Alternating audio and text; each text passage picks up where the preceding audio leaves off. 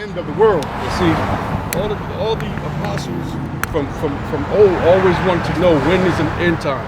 When is this kingdom, Esau's kingdom, is going to come to an end? And when Yahushua is going to come and establish his kingdom. Jump down to verse 6. It says, and ye shall hear wars and rumors of wars. You shall hear wars and rumors of wars. This is the time we're living in today. We're hearing rumors of wars. We're seeing different wars with Babylon the Great over there in Iran, the small hats over there in Israel. They fighting all the Ishmaelites over there. Russia, China want to invade Taiwan. So we see in all these wars and rumors of wars. It says, see that ye be not troubled, for all these things must come to pass, but the end is not yet. See you be not troubled, because all these things has to happen. You know, we praying for the downfall. We praying for the downfall of America. You know, we can't wait till this end comes for this devil Esau Edom, his kingdom to fall. But we know that there's the one major prophecy that has to take place right here and right now is the MOTB, which is the RFID chip. So we're not going to see the end until that RFID chip comes. It's going to come upon the whole entire earth, not just America, but the whole entire earth, where every person will have to take that chip in their right hand or forehead, and that chip goes, that mark goes back to Karagi. Okay. Verse 7, it says, for nation shall rise against nation, and kingdom against kingdom, and there shall be famine and pestilences and earthquakes in diverse places. Nations going to rise against nations, and kingdoms against kingdoms, and you're seeing that powerful nations on this earth, America, China, Russia, you know, they are powerful nations. And these smaller kingdoms like Iran, all of these places are starting to come together to fight. And the Lord said that he was going to bring them into the valley of Jehoshaphat, Shaphat, which means the valley of decision. You see, so we know the great millstone from the prophets, from Elder Apostle Tahar on down, is teaching this 100% truth, all prophecy of Yahushua. You know, that's what great millstone dealing with, is prophecy. And you starting to see, read that again. Yeah, verse 7, Matthew 24, verse 7. It says, for nation shall rise against nation, and kingdom against kingdom, and there shall be famine and pestilences and earthquakes in diverse places. And what we've been watching, there's famine. Every time you turn around, you're seeing all these people in America crying about the prices. The price is going up, steak going up, bread is going up, eggs is going up. You know, just a few years ago, starting a few years up until now, they've been burning the chicken houses. They've been killing the cows. Tariff wars. Yep. Yeah, meat facilities. And even Puerto Rico. Puerto Rico has been, experiencing a famine, or even receiving water. Right. Yep. Yeah, infrastructure, the drought. The drought is happening, and you seeing that. And see, the thing with Jake is they're not watching. They don't have their spiritual eyes on. The Lord didn't open their eyes. You know, that I saw. And this is the time, man. Like the elder said last week, the elect may be already sealed. You know, so that's why we pray and we the hopeful elect, because we actually can see these things, what Yahushua was saying. But the rest of the world is blinded, man. They're not paying attention to what's going on out there. That we're in these last days. The pestilence going on, that's been started since the CVID, the C to the vid, you know? All these new diseases they coming out with. And a lot of them are man-made by the small hats, by the top banker families. You know, the Rothschilds, the Rockefellers, the Murdochs, the DuPonts, the Oppenheimers. These are the people who are creating this trouble just to bring this economy down. Yep. You know, just to bring in that new world order, which is going to be that micro C hit. I got a screenshot of 9 catastrophic earthquakes that happened within the last year. The Philippines, Venezuela, Tonga, Japan, Indonesia, Vanuatu, Japan, Colombia, and Spain. In Spain, yep. Catastrophic earthquakes with 7 or more magnitude that basically put the people in perplexity. Yep. But they talk about the people who are going to be in perplexity. And when you go into Colombia right now, they taking their relatives out of the rubble. Yep. Yep. I saw this one where it was I'm telling you, it was sad because it was kind of sad because it was the northern tribe, and they was under this rubble, and it had a little baby like 3 years old, her mom, her dad, they was all like in different places. But you could see the concrete above them with the metal, the twisted iron, and they was trapped. You know, it's like somebody was trying to, you know, but the sound was so dense. It's like, I don't think nobody could hear them. You know what I mean? Because it was so dark. Somebody had a phone and they had their light, was able to see them. Like, man, they only had like 3 or 4 feet to move around in. And you figured, what, 2, 3 days without water, you know? They sleeping on mattresses outside. Come. So we seeing all these, the pestilence, we seeing the earthquakes in all these different places, man. This is what Yahweh Shai was telling his disciples then. You know, but this is the time we're in now, dealing with this time. These are the last days we're in. Right, precept. Revelation 1 verse 3. It says, blessed is he that readeth, and they that hear the words of this prophecy, and keep those things which are written therein, for the time is at hand. And this is the time at hand. And you know, and again, great Millstone teaches that you have to study to show yourself approved. That we have to learn these scriptures for this time we're coming into, man. This is Jacob's trouble. So we can, somebody give me that in Isaiah chapter 63, I believe. Isaiah 66 and 5. Because this is the time we're in right now where that's the only thing that's gonna save us, man. We got to stand on these scriptures in order to 63, I'm sorry. No, I keep saying 63. The time we're in, the Jeremiah? Yeah, come, Jeremiah. Jeremiah 30 and 7. But the time we're in right now, man, we need these scriptures to take us through this, man. Call upon the true name of the Heavenly Father, Yahweh, and His only begotten Son, Yahweh Shai. Jeremiah 30 verse 7. At last, for that day is great. You start, bro. Jeremiah 30 verse 6. Ask ye now and see whether a man doth travail with child. It says, oh, my eyes bad. It says, wherefore do I see every man with his hands on his loins as a woman in travail, and all faces are turned into paleness. Right, and that's what we're gonna see, because when Yahweh Shai, when he comes, when the judgment for this earth really kicks off, you're gonna see men gonna be crying like little bitches. You know, Esau and his kingdom. You know, their strength is in their military. Yep. And the Lord, when He returns, when Yahweh Shai comes, He's gonna make them cry like women travailing. You know, travailing is talking about a woman having giving birth. And it's happening right now. Yeah. You see dozens of videos of Venezuela and Colombia where people's loved ones is buried in the rubble, and they basically, grown men basically crying like babies. It just didn't hit America yet. But earthquakes in diverse places going to swallow up some of these cities that an earthquake never happened. And thousands of people going to perish here. Desolate. We don't feel it right now because we didn't see it. Right. But it's coming here. Yep. In Babylon, they said dust with violence to that great city be thrown down. And the whole world is going to watch this place fall apart from the seams. Thousands and hundreds of thousands of people perishing before those missiles come. Right. And they saying as well, even with the with what's going over there in China, is happening here in America, where, you know, they got all these Edomites starting to stand up against AIPAC. You know, and AIPAC is that group of, we'll get it. AIPAC is that group of people who pushes the agenda for Israel. Yeah, and they pay the politicians off on both sides, the Democrat and the Republican. And so, and they small hats. And that's how the Israel gets their money from America, is because they pay off the politicians, and the politicians vote to give all them billions and billions of dollars each year. Well, now the Americans the Edomites are starting to protest against it. And they're getting beaten in the street by the cops, by the ICE. ICE is out there beating them and putting them in handcuffs, and they saying we're becoming just like China. You know, they're starting to become just like China. Yeah, they passed the anti-STEM laws, basically telling you that you don't have freedom of speech if you're speaking out against small headers. Right. Yep. Yeah.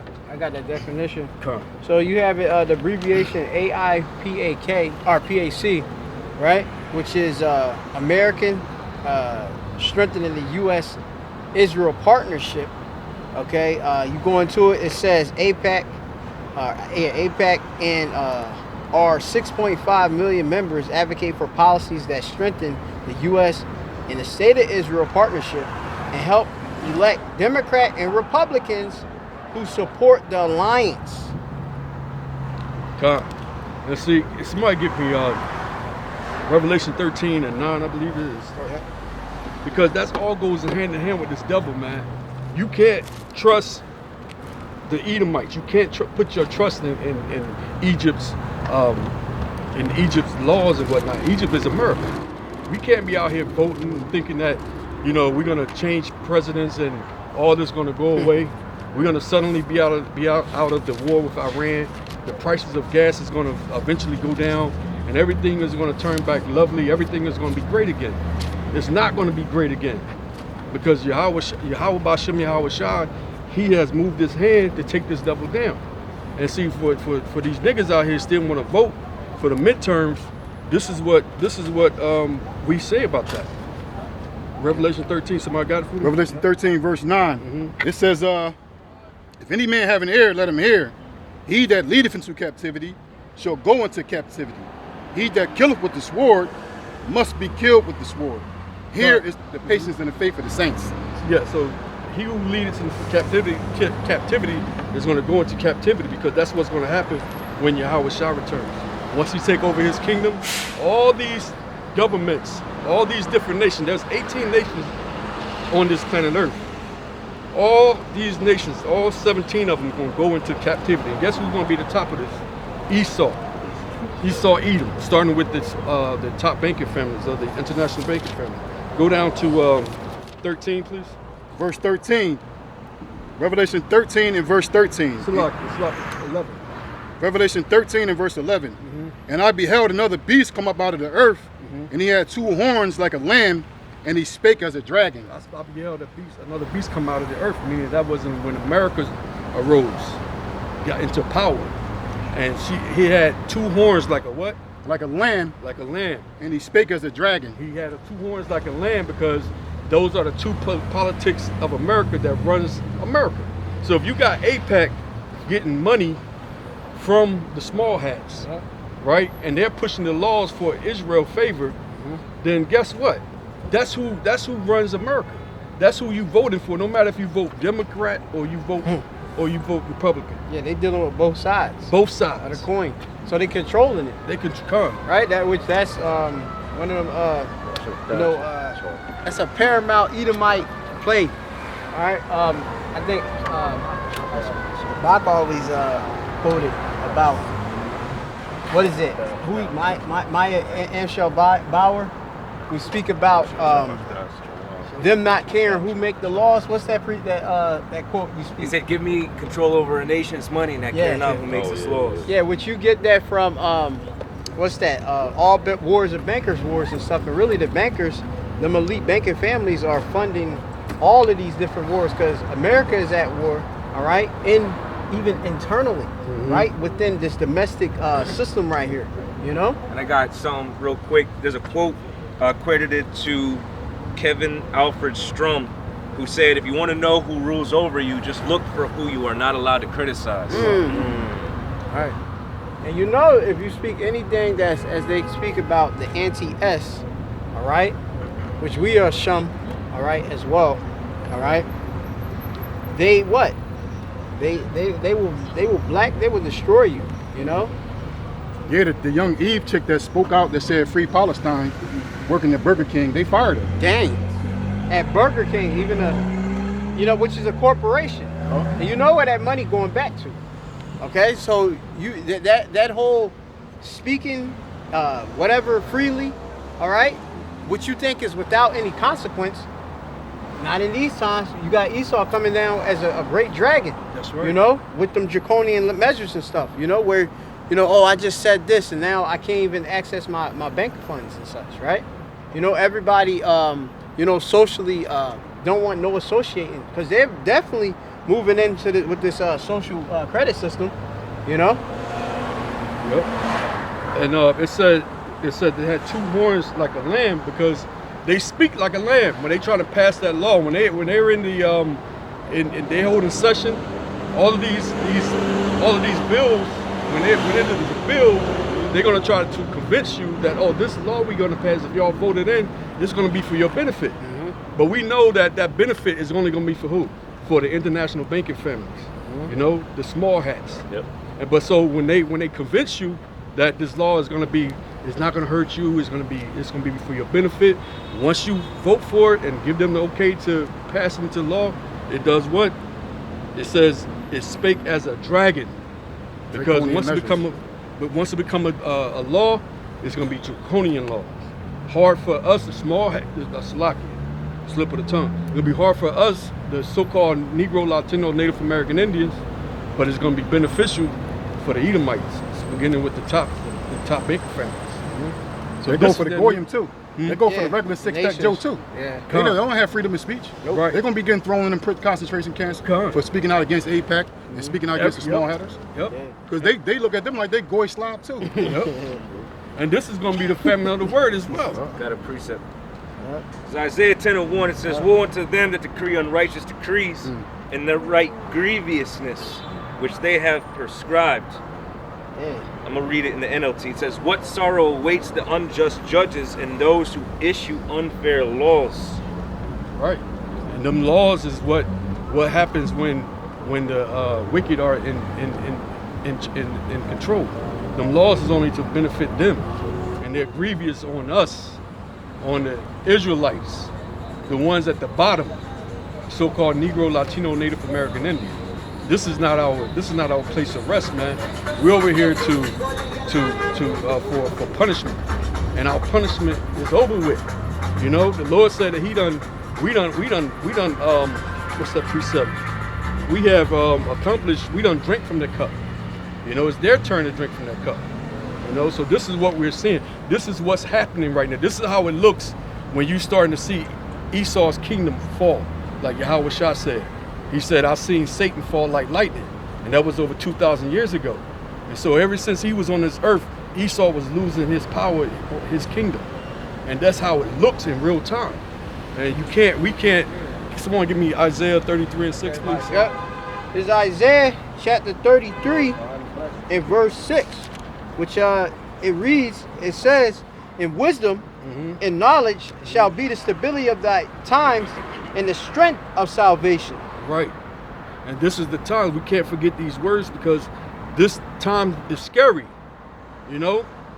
Even for the hopeful elect, it's scary, but we know it's a must. We got to go through it. You know, we're not like these damn pork-eating Christians out here who believes into the rapture and you're going to be taken up out of here before all of this happens. No, we know that we have to go through this straight. You know? We got to, we've been tried. We got to go through it as well. Yep. And we got to keep this. Scripture says that the righteous scarcely be saved, where shall the ungodly and sinner appear, you know? God. Now see? Scarcely be saved. Saved. Scarcely be saved. You know? With a twinkling of an eye, like in the last, at the end of the 6th and right before the 7th. We're going to be taken up out of here, man. Our body's going to be changed, but we got to go through this, and we're happy to see this. That's why we say a ball. You know, destruction for America, man. Can't wait till this fucking place become a pillar of smoke, fire, become that lake of fire. Yeah, unlike these other groups, we actually go into the different afflictions that we're going to face in these latter times. Sure. You know, we have we got the hour of temptation, we got your darkest hour, you know? Yep. And we speak about those things, you know, and it says about, read that again, the strength of our salvation. What's going to be the strength of our salvation? But it's really going to be the application of this word. That's what we're going to have to operate off of through the spirit, power, mercy, and grace of Yahweh Shai. This is what we're going to be operating from the wisdom of the scriptures. This is how we're going to move, and we got to move strategically, right? Yep. Even if we find ourselves in different scenarios, right, that are very burdensome and stressful, We're going to have to operate out of the wisdom of the Holy Scriptures. Read that again. Fine. The book of Isaiah, chapter 33 and verse 6. It says, "In wisdom and knowledge shall be the stability of thy times." Wisdom and knowledge shall be the stability. So what's going to keep us held down in the tough, difficult times that we are going to face, that the world itself is going to face, right? We're still going to operate off of a structure that is designed to deliver. That's why it says the strength of our salvation. Because while the rest of the world is operating off of lack of faith, carnality, impulse, fear, we're going to operate through the Holy Spirit off of the words that we've been taught, that have been ministered. Okay, Lord, we're putting our trust in you. Let your will be done. And this is where spiritual power is going to be administered. Divine intervention is going to take place. The strength of our salvation. Because why? Because we trusted in Yahweh Bashim Yahushai. And in the words of Yahweh Bashim Yahushai. Go ahead. Can I give Revelation 3 and 10, please? Yep. Go ahead, Barzo. God, this is the book of Revelation 3 and 10, and it reads, "Because thou hast kept the word of my patience, I also will keep thee from the hour of temptation, which shall come upon all the world to try them that dwell upon the earth." See, and that's what the one was going into. We got to keep, because we said, read that one more time, Salaki. Yep, Revelation 3 and 10, "Because thou hast kept the word of my patience." See, we have kept the word of thy patience, because we have to walk that, be in that straight gate. We got to go through that straight gate. You know, keep the laws, statutes, commandments. And if I can say too, the brother always brings it out that the word patient means to suffer, right? So it's not like an easy thing. It's not like we're just waiting on the Lord, you know, and having a great time. No, you're waiting patiently, and you're suffering in that patience. You know, you know, it's a difficult thing. It's a difficult thing that you're doing, and that the Lord's going to reward you for that patience, that suffering. Yeah, the suffering that we go through and experience is just conditioning for what's about to come. You got to keep in consideration that the reason why these people are going to primarily fail is because they haven't been properly conditioned spiritually. You know, they're accustomed to, you know, all of these fucking handouts, creature comforts. They're accustomed to these things. You know, this motherfucker for a while seemed like it's too big to fucking fail. And so when the carpet, you know, the proverbial carpet is pulled out from underneath them and everything fails, what do they have to fucking stand on? Nothing. Right. You know, something else with the Spirit I've been stressing on is the fact that the Lord said when he comes, shall he find faith on the earth? Because right now, really the only ones that have the true faith is the hopeful elect. So even in them times, faith is going to be a scarcity. It's going to be a scarce thing. You're not going to find people calling on the Lord. They're going to be looking, but they're not going to be able to find it. That's what the scriptures say. Yeah.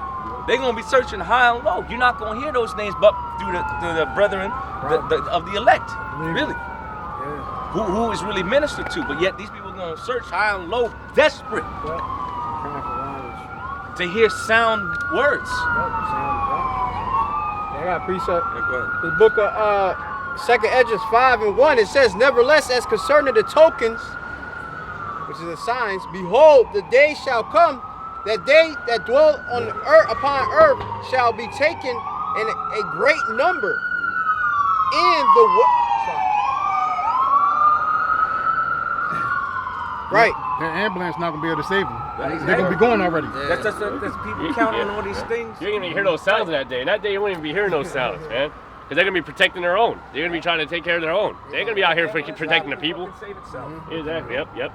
That man that's driving that ambulance has his own family and kids to save. You think he's gonna be out here for the fucking everyday person? Just like the police officers, man. That's Well, them EMTs ain't gonna be able to dress these kind of wounds. Yep, exactly. There you go. Yep.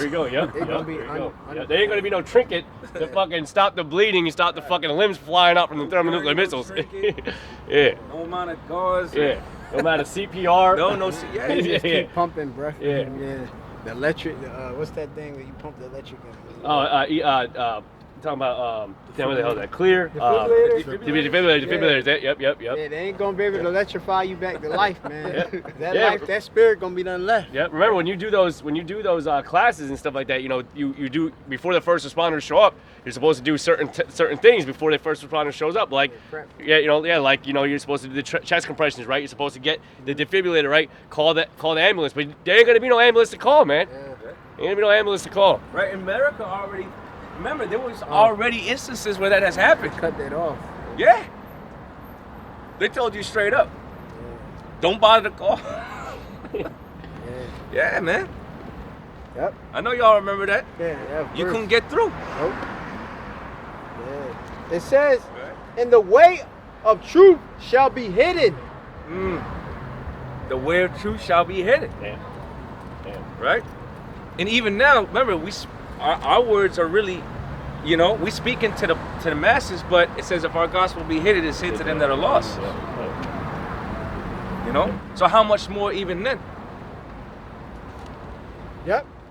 It says, "In the land shall be barren of faith." And that's the time we were in, the 2/3, man. And remember, without faith, it's impossible to please Yahweh B'Shem Yahweh Shai. Remember, that's part of the thawah that the elect are going to receive. So when all hell is breaking loose, you know, and the angels are getting busy, and, you know, them seals are broken loose, and famine hits, and pestilence hit, and teeth of wild beasts, horrible apparitions, and all these things, all these calamities, you know? Yeah, all them death angels that are going to be sent loose, the judgment's going to be sent forth. The brothers that are going to be exempt are the ones that got faith, the true faith. You know? The thing that's been preserving us the whole time. Through the divinity of Yahweh B'Shem Yahweh Shai, you know, his divine will and his mercies. That's only been administered to a special class of individuals. And that's the so-called Negroes, Latinos, and Native American. Out of these tribes right here, all right, beginning with the elect, and then you have that other peaceable multitude who is also the elect, the family members, you know, men, women, and children are gonna come into the fold. All right. Got precept. But that's how precious this truth is.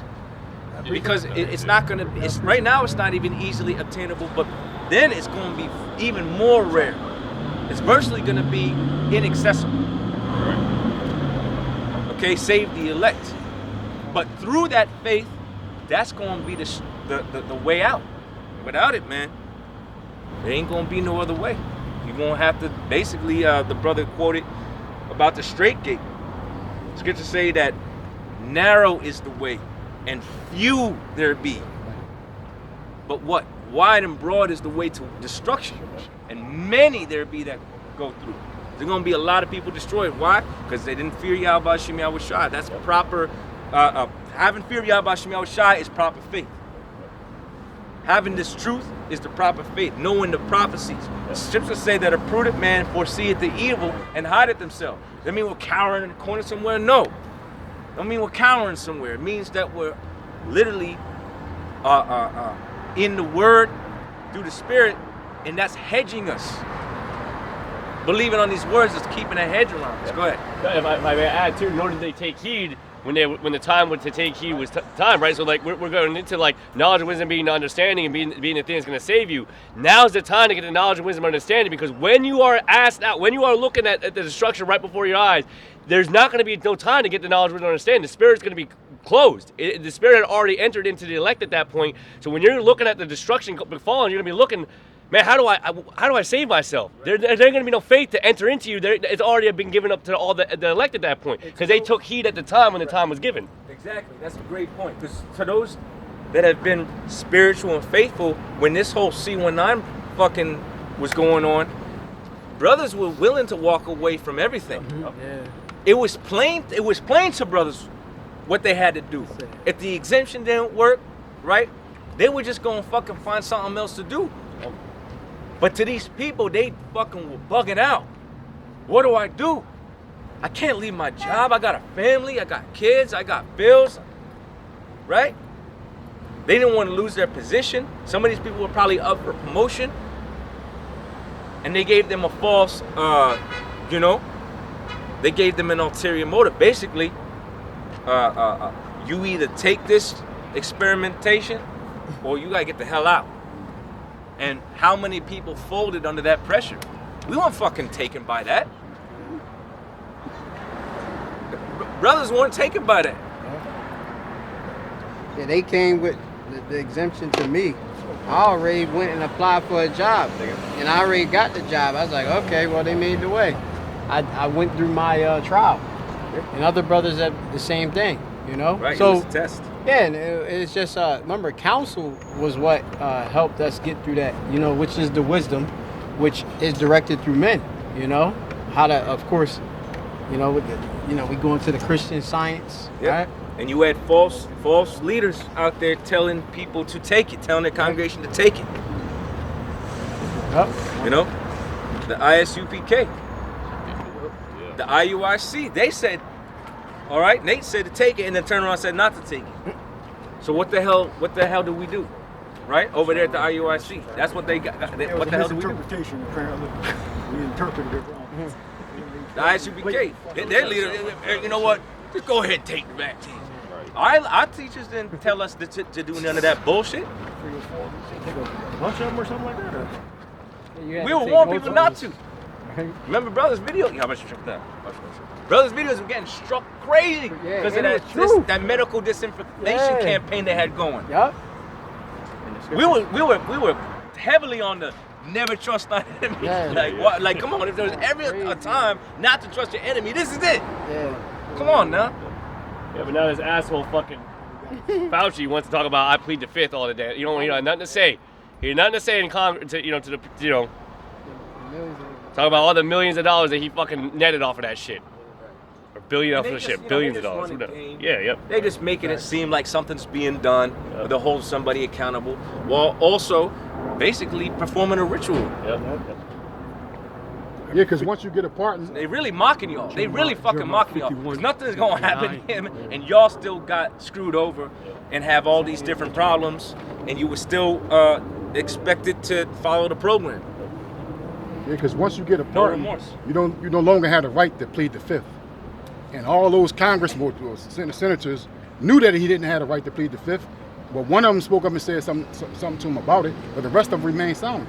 They didn't pressure on him. They just let him say this shit 113 times. Then he walked out scot-free after millions and millions and hundreds of millions of people basically perishing today. Yep. That's Esau Edom for you though. Yep. What the scriptures talk about how he gonna be a fugitive and a vagabond. The justice. Yeah.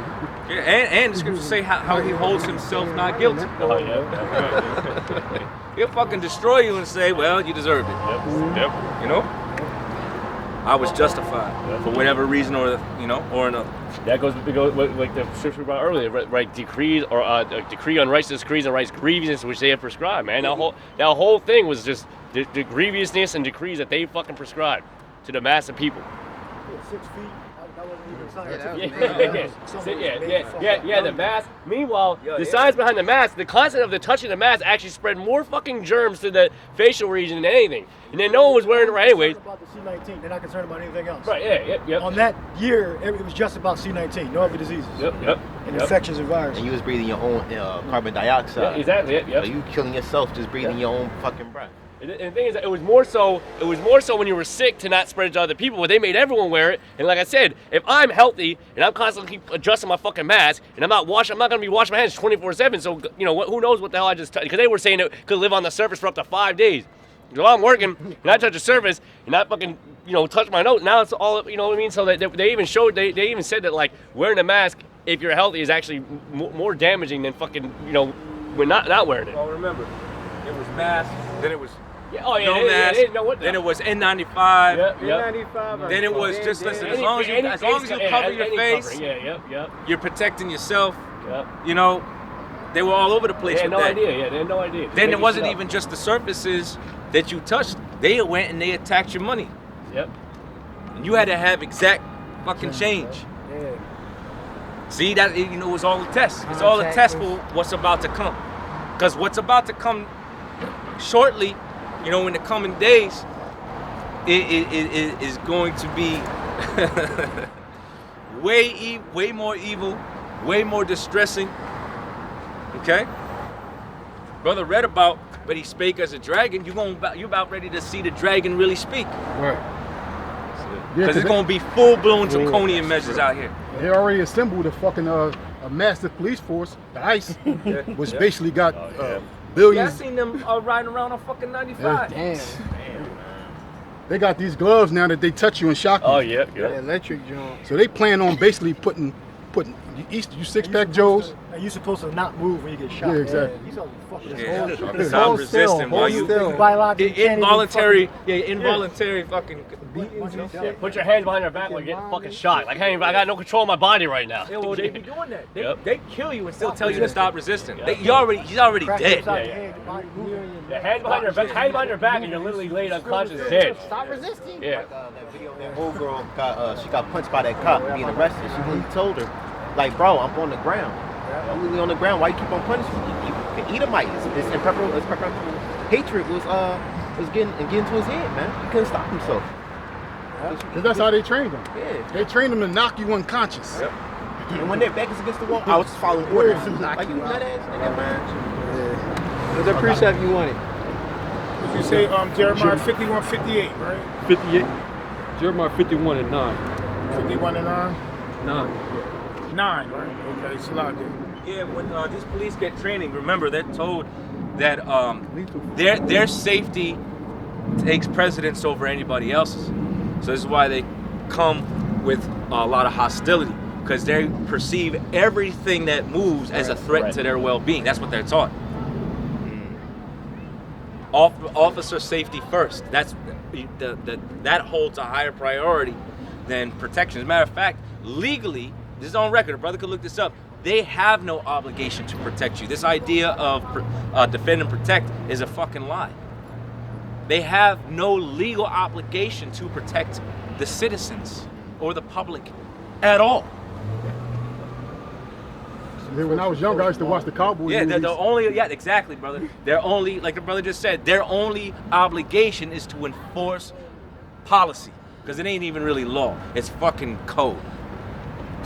But we'll just, for all intents and purposes, to enforce the law. Whatever the hell they say. Yeah, whatever the hell they say. Yeah, when I was younger, I used to watch the cowboy movies, and the posters would be up, wanted dead or alive. Meaning, if they kill you, they're not gonna get in trouble. So it's easier to kill you and throw you in the back of the horse and bring you in than to subdue you and put you in handcuffs and then feed you on the way back to wherever he's taking you. Yeah, they were so-called Christians too. Yeah. They were really Satan worshipers. Yeah. We're no damn Christians. What scripture is that? Lynch a nigga, put him over fire, dip him up and down in fire until he died. Where is that at in the scriptures? Esau he was never a Christian. He's just a liar. Yeah, there's a song by Rage Against the Machine called "Killing in the Name of." Oh, yeah. One of the lyrics is, "Some of those that work forces are the same that burn crosses." Yeah, they really secretly worship Satan. Yep. And they don't have any sense of biblical understanding. They just use it as a weapon here and there, but inwardly they're just devils. They pray they worship Satan. They don't keep their own laws. Well, I guess Judah wasn't a man, 3/5 of a man. You know, how you interpret that? So if you're 3/5 of a man, that means you can murder him like an animal. So where does the man part come in at? Because stuff you did to the tribes were worse than you would do to an animal. So they're full of shit. They don't keep their own law. That's why this place has to go down. That's why this place has to go down. It's full of blood. We're walking on the blood of the so-called Native American Indian, so-called Mexicans, so-called Reuben, the Actual Reubenites. Seminole Indians, and Judah. This is all blood. This is all land founded on the children of Israel blood, man. Yeah, so like it, just to back the brother up, that's what's written in Micah the 2nd chapter. Woe to the bloody city.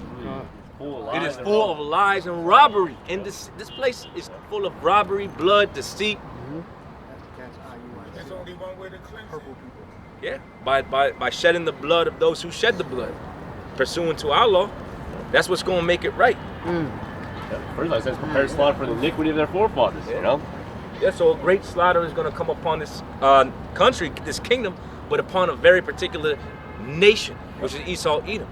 But really all the nations, because they've had a hand to some degree of our captivity, they're going to pay too. They're not going to be exempt. That confederacy with the main arbiter of our enslavement. You know what I mean? They're in league with them. You know, they're in league with Esau, Edom. You know, and the world was made for our sakes anyways. So realistically, by was that the other nations? The nations are a confederacy with our main capture being Esau, Edom. Got preset. And you got 2/3 Israel too. Oh yeah. They're degenerates. They need to get rid of too. They enforce all the laws that Esau enforces. 100. So they tell you, go into a secure room, turn the cameras on. Jake do that. Yep. Right? Judah, Ephraim, Judah, Issachar, they do that. Well, along with Esau. Right? So they're guilty. So when the punishment, when Esau get the punishment, they're gonna die the death of the uncircumcised, just like Esau is. The only difference is Jacob gonna come back into the kingdom. And Scripture says, "Though hand join in hand, the wicked shall not go unpunished." A lot of our people are joining hand with in league with Esau, Edom too, as well. Yeah, that's right. That's right. Yeah, because when the police officer, law enforcement, they're like function like robots. So when they go out to the field, they have the force continuum and all that crap. Yep. And they escalate based upon what they feel inside and the current circumstances. Right? Not one or the other, both. They're automatons. Basically, they default to their training. Yeah. All right. So you gotta. One technique is to try to make them think, but you can get killed anyway. But if you try to make them think and like pause and like use reason, you know, that could save your life. You know, but Yahweh made it so that they'll lack compassion. And then if the Lord wants to terrorize them, they'll make them have compassion, and then they might commit suicide or something like that. Or start get on drugs, or die on the toilet seat because they don't have enough fiber in their diet. You know, so eventually Yahweh is going to get Esau back and the wicked Israelites back for their crimes. Now, when it comes to the prophets and the rest of the people, the Lord holds the prophets above all the rest of Israel. So we believe we are the prophets. So when the Lord touches us, it's the apple of his eye. All right, there's a hierarchy. All right, they're going to pay for all the sins against the sons of Jacob, but there's a hierarchy of punishment. All right, the scriptures tell you what in Revelation 11 chapter, that if any man shall hurt them, fire proceeded out of their mouth and destroyed their enemies. All right, you got first. Well, he even says first the Jew, then the Gentile. Right, there's a hierarchy. All right, so Esau, he's basically right now he's living on borrowed time. The apostles have said that America's circling the drain. All right, Esau can't deal with the truth. They can only use the N-word against basically Neanderthal type Israelites that don't understand the truth. They don't have knowledge of who they are. They don't understand that they're above Esau. So when Esau looks down on you because you're a colored person, that your people were conquered by him, you get upset, but you should get upset, but you don't understand that him saying that proves that he's weak.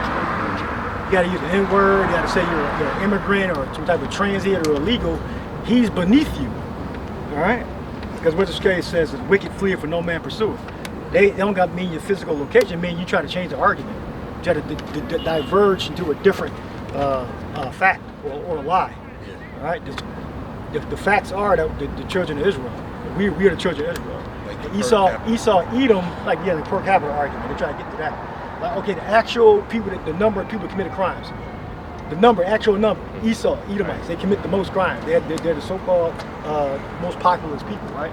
Then they say, per capita, Judah commit the most crimes, all right? And they try to skew the records because most of you are stupid. Now you want to take a script precept? Yeah, I got a quick precept, especially when it comes to Israelites.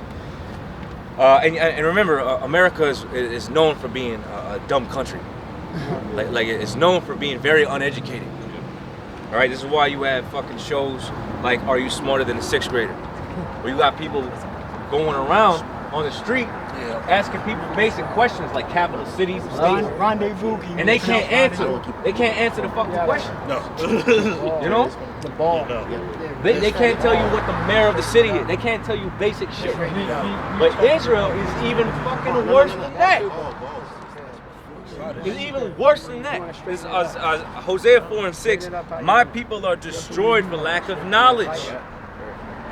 Because thou hast, and here's the thing, because thou hast rejected knowledge, I will also reject thee, that thou shalt be no priest to me. See, you're a valuable asset to Yahweh Shemel Shai if you're one of his priests. Another word for priest is prophet. But that means that you have functionality, capability. That means that you have a sense of competency. You're able to understand this word and teach it and apply it. Jake don't got that.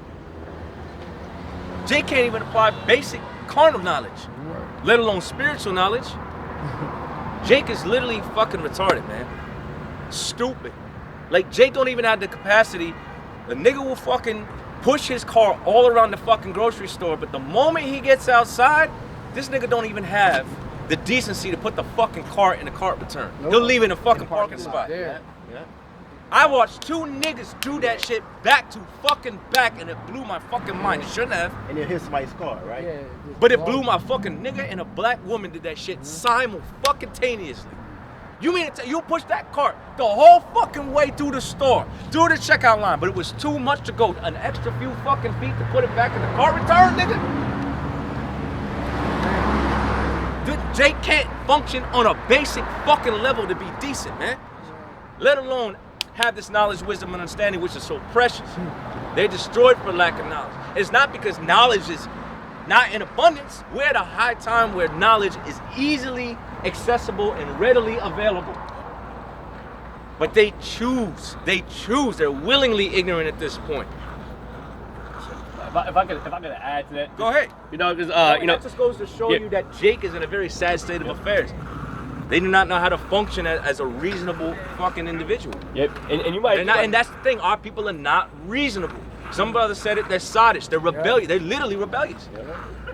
And now, if I would have said anything to any one of them, how do you think they would have reacted? They would have fucking. They would have acted like I did them wrong. Yeah, they would have gone at you. Yeah.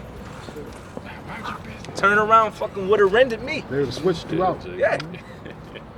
Acted like I was the problem. But anyway, go ahead, brother. Yeah, if I could say, because the brother used an example, and some people are like, oh, it's just a shopping cart. But you gotta understand, there's actually a theory behind it. It's called the shopping cart theory, or the ideology.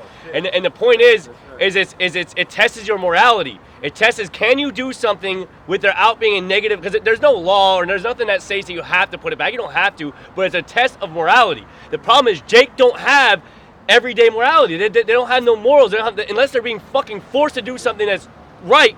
And we all agree that you should, out of respect, put the fucking shopping cart back because of the repercussions that could lead to just leaving it the fuck out, right? Like hitting someone else's car. Jake don't typically give a fuck about anybody but themselves. So was that? Well, yeah, but they're not gonna ban you from the store. There's really, like I said, they're not gonna kick you from the store. And I don't think there's a policy on whether or not you have to return it anyways. So like I said, they're not gonna. I mean, stealing the shopping cart be another thing, right? Which But they but do. which Jake also do. They go to the damn fucking bus station with their shopping cart. Kid in there. Yep.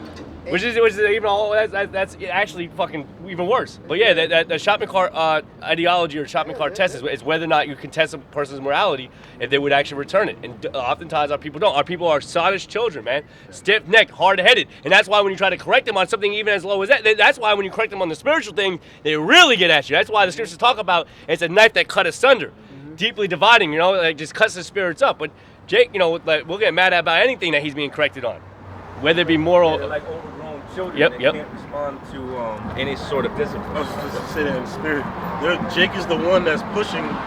Now, if you look on the internet, that you're still a child all the way up until 25. It's Jake that's ridiculous.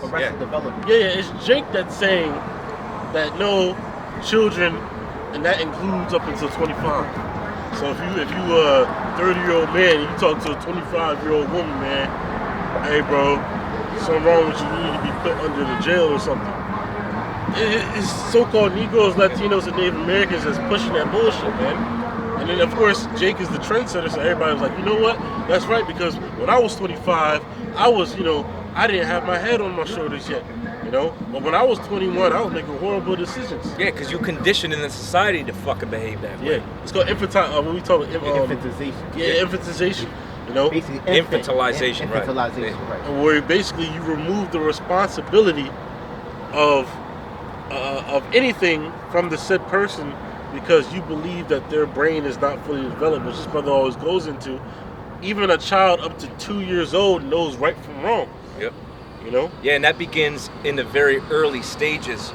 Like, one of the first words that a child is able to identify and recognize is the word no. Yeah. And it sets a precedence. It's considered a boundary because a child has to develop something called impulse control. Okay? So when you're putting up boundary, yes, no, that's actually developed and understood months into their development.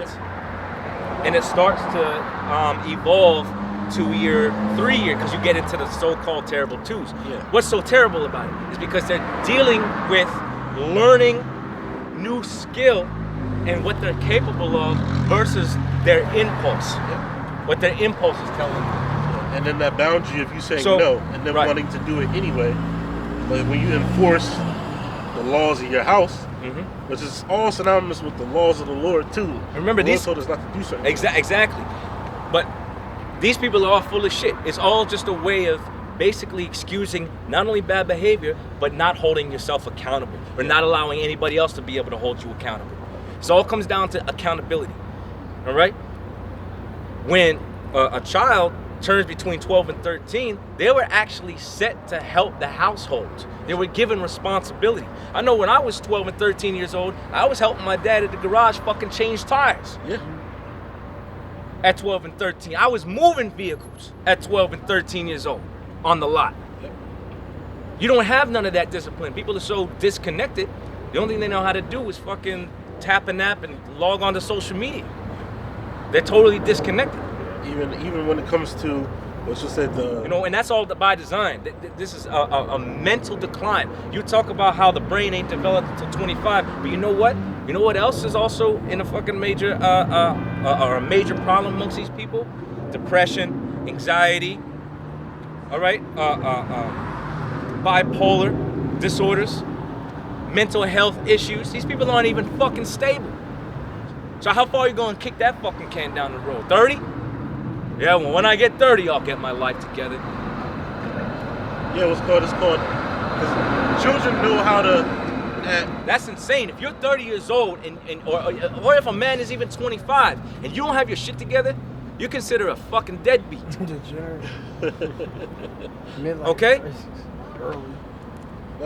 And they usually mainly cater that idea towards women.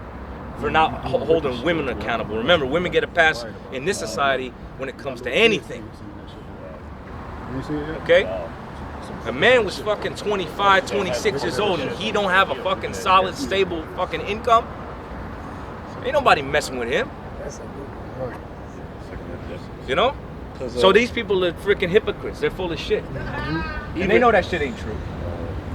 Even when we talk about the way that America is emphasizing the people with lack of responsibility, or like you said, an excuse to get out of things.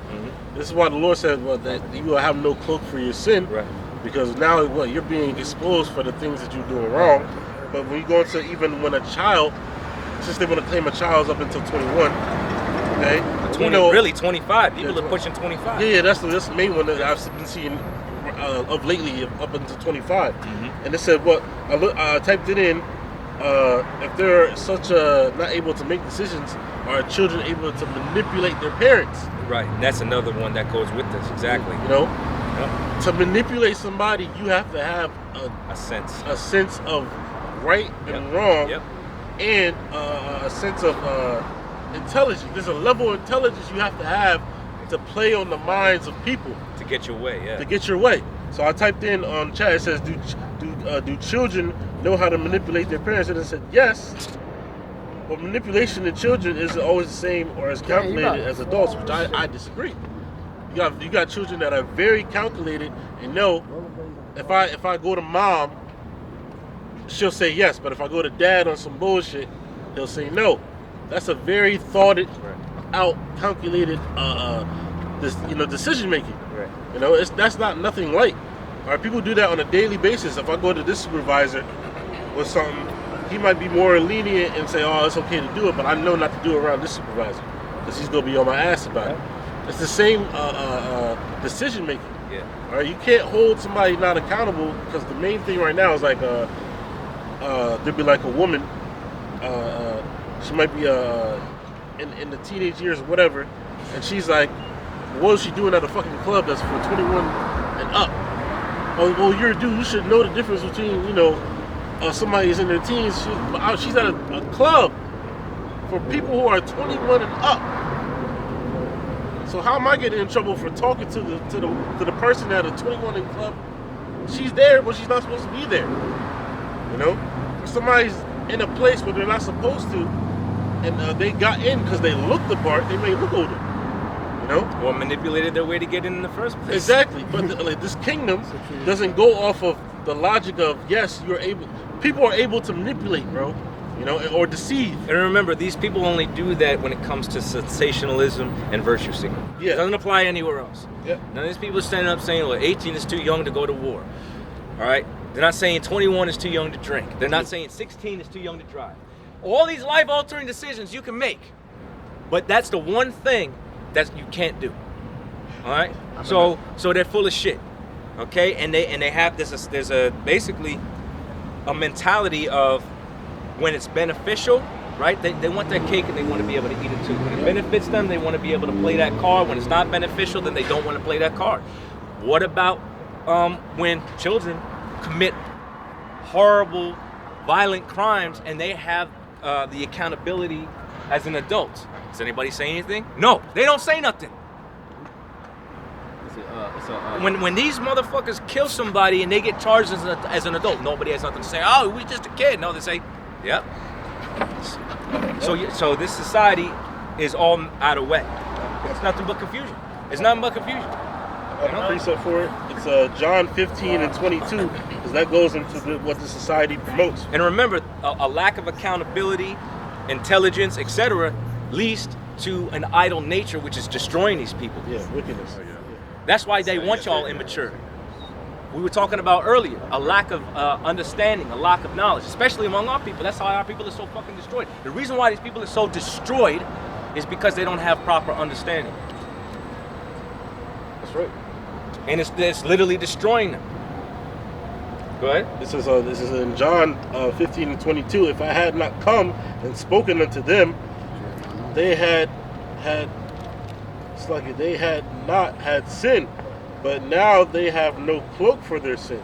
And we go into that word cloak. It says an excuse, a cover, or a hidden reason. And people like to give that excuse of, oh, I was young.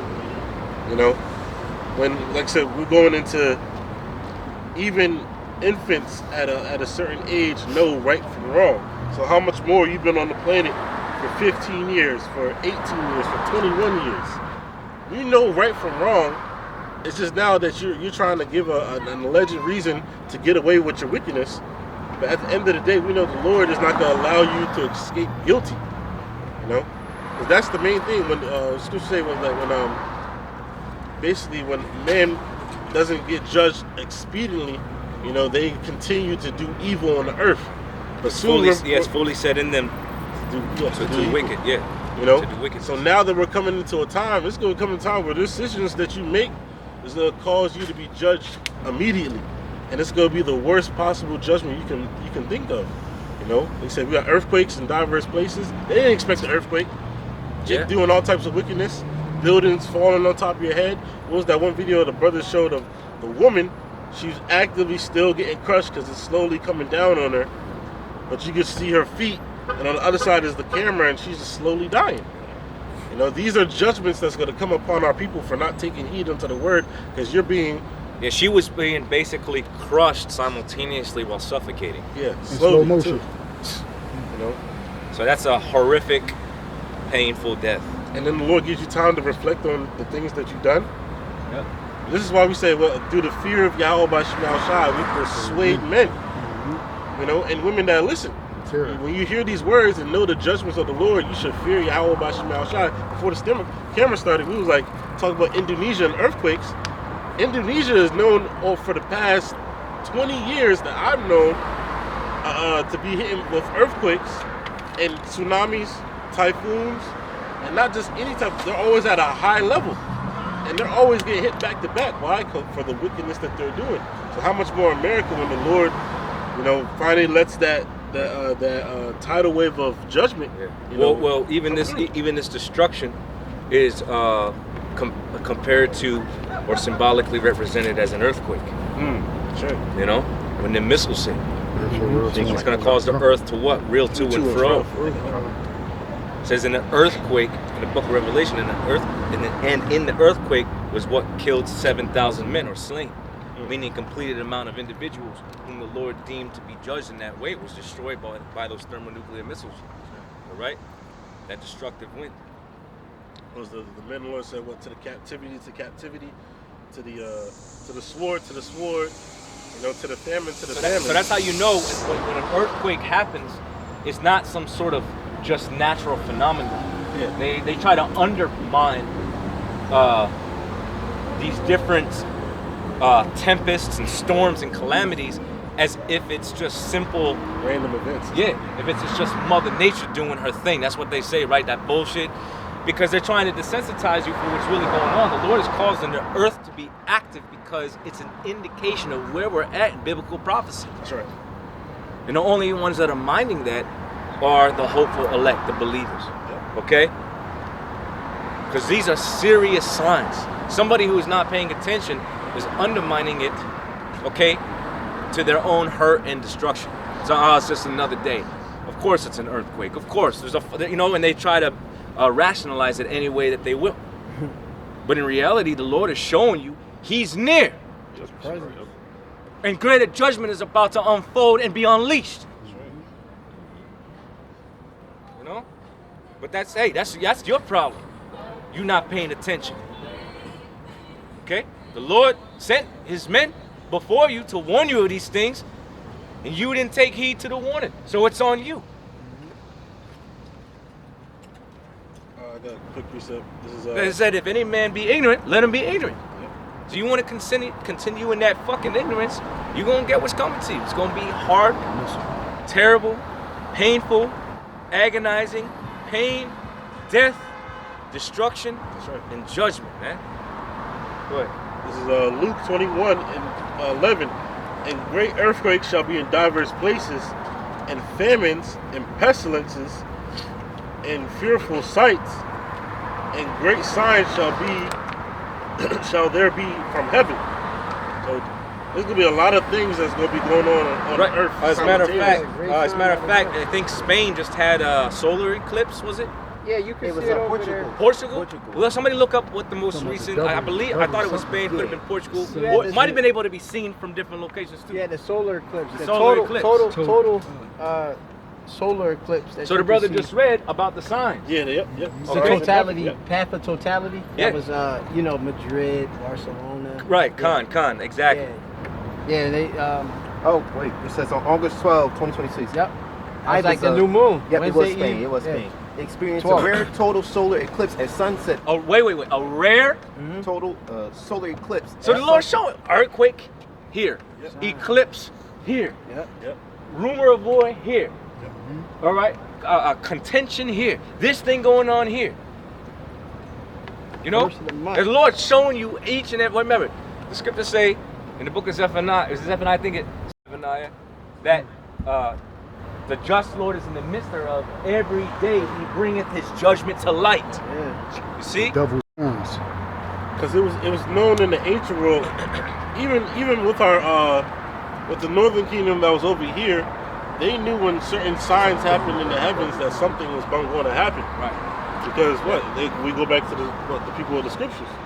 When the Lord has certain astronomical events, those for times, those for seasons, for signs, So when you have this, it's no coincidence that these things were happening. Solar eclipse. You said it was a total solar eclipse. Yeah, right? total solar eclipse, and all of a sudden then the earthquake happens. You know? And they'll expect these things that when they start being in rapid, lunar eclipses, solar eclipses, different astronomical alignments and stuff. The Lord is using that to tell you what time that we're living in, and expect some type of judgment to happen right after it. As it said, fearful sights. All right, just things that are out the normal. I was watching a video of a man watching the CCTV camera in a hotel, and a woman, it looked like a Northern Tribe woman, ran out her room and was darting down the hallway into the elevator, tapping the elevator like this, and nobody came out her room.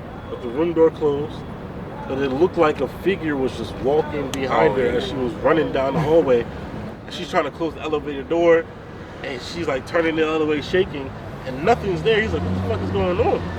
Well, the Lord's going to have fearful sights pop up for people, and those people may be the only ones be able to see it. On some poltergeist type, paranormal activity type stuff, man. And that's coming to America because it happened in Egypt.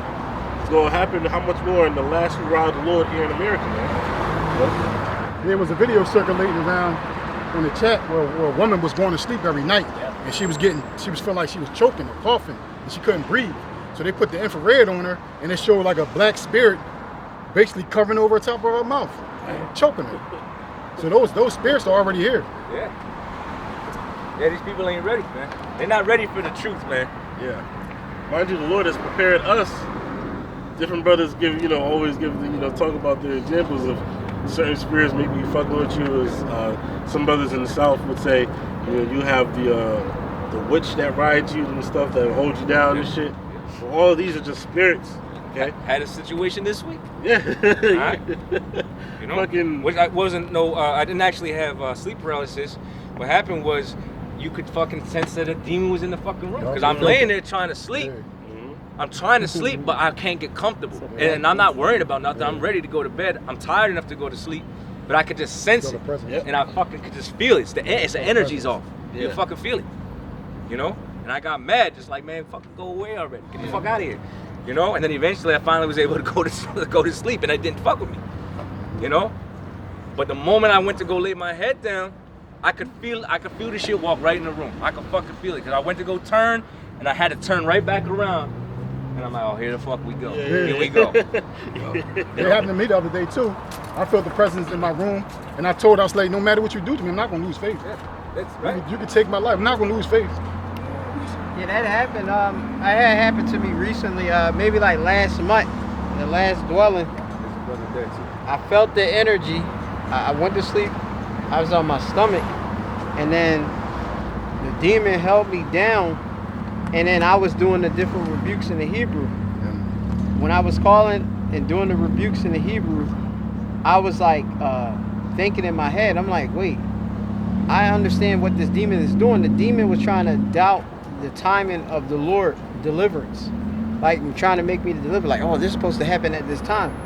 The Lord can have you endure all type of different spirits that'll hold you down, and of course it'll be what, to build your faith, because I was like, I know I'm gonna keep calling on the Lord, and of course then his deliverance is gonna come. That's right. So that you have to also understand what these demons are actually doing, and that's why you have your relationship with Yahweh Shemini, by you drawing nigh to him. That's it. Resist Satan and submit to the Lord. Yeah, he shall flee. They also trying to get you to fear. Yep, that's they what know if you fear, then you don't have no faith. Yeah. Fear leads to doubt. That's why. When you start fearing the wrong things, it ultimately ends up leading to doubt. Yeah. That's why you got to use your spiritual tools. Yep. Prayer, rebuke. You might anoint yourself. You anoint your house. Right? You burn the sage or the Palo Santo.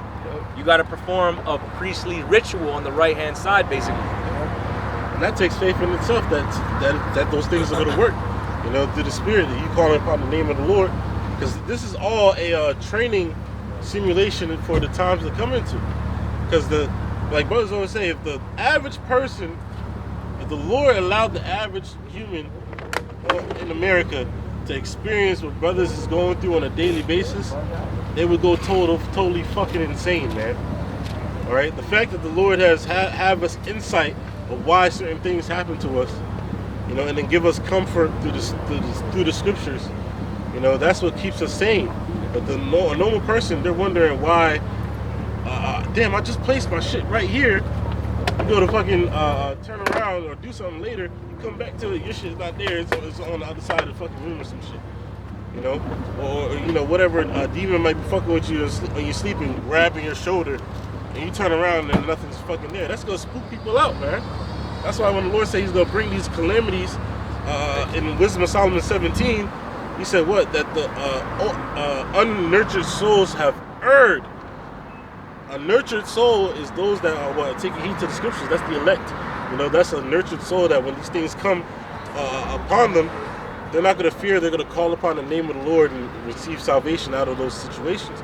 But an unnurtured soul, they're gonna it's gonna have the scripture say their hearts melt And they're for gonna fear. wither away. Right. That's why mental breakdown. That's why brothers should, you know, just as a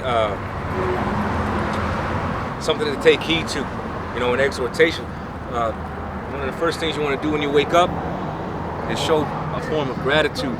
You know, thank the Lord, you know, for the different gifts He's given you, for life, for this breath of life, primarily, of course, for the relationship that you have, the fact you can call on His names.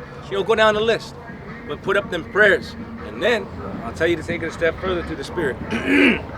Before you go to sleep at night and you lay your head down, you should say a prayer, man, that the Lord protect you. Sure. Because you never know. And that's a sign of fearing Yahweh Shemiah Shai. Sure. You know, showing the Lord that you need it. And we do need it, that's the thing. So you should exercise that.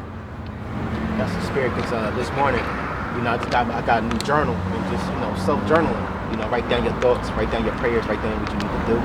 And like you just said, gratitude is really, really helpful, man. It calms your spirit.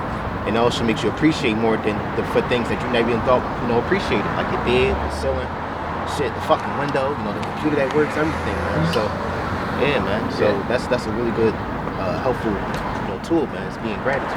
Yeah, because we really got everything because of Yahweh Shemiah Shai. We didn't get this truth on our own or anything. Anything that we've obtained in this life, the Lord either gave it to us or took it away. You know what I mean? It's really of Yahweh Shemiah Shai. So this is something to actively, because I know brothers do acknowledge it, but it's something to actively, consciously be more aware of. You know? Make it more present. Don't let it just be a distant thought in the back of your mind. Bring that thought to the forefront and then act on it. Quickly said, this is Isaiah chapter 13, verse 7 and 8. It says, "Therefore shall all hands be faint, and every man's heart shall melt." So those mental breakdowns. It's when we're seeing it on when brothers post the videos. I know the elder Manasseh-made always used to go into it, show videos of the majority of our women, Israelite women, having mental breakdowns, but you're having the men now screaming at the camera, well, you know, going crazy on camera, recording.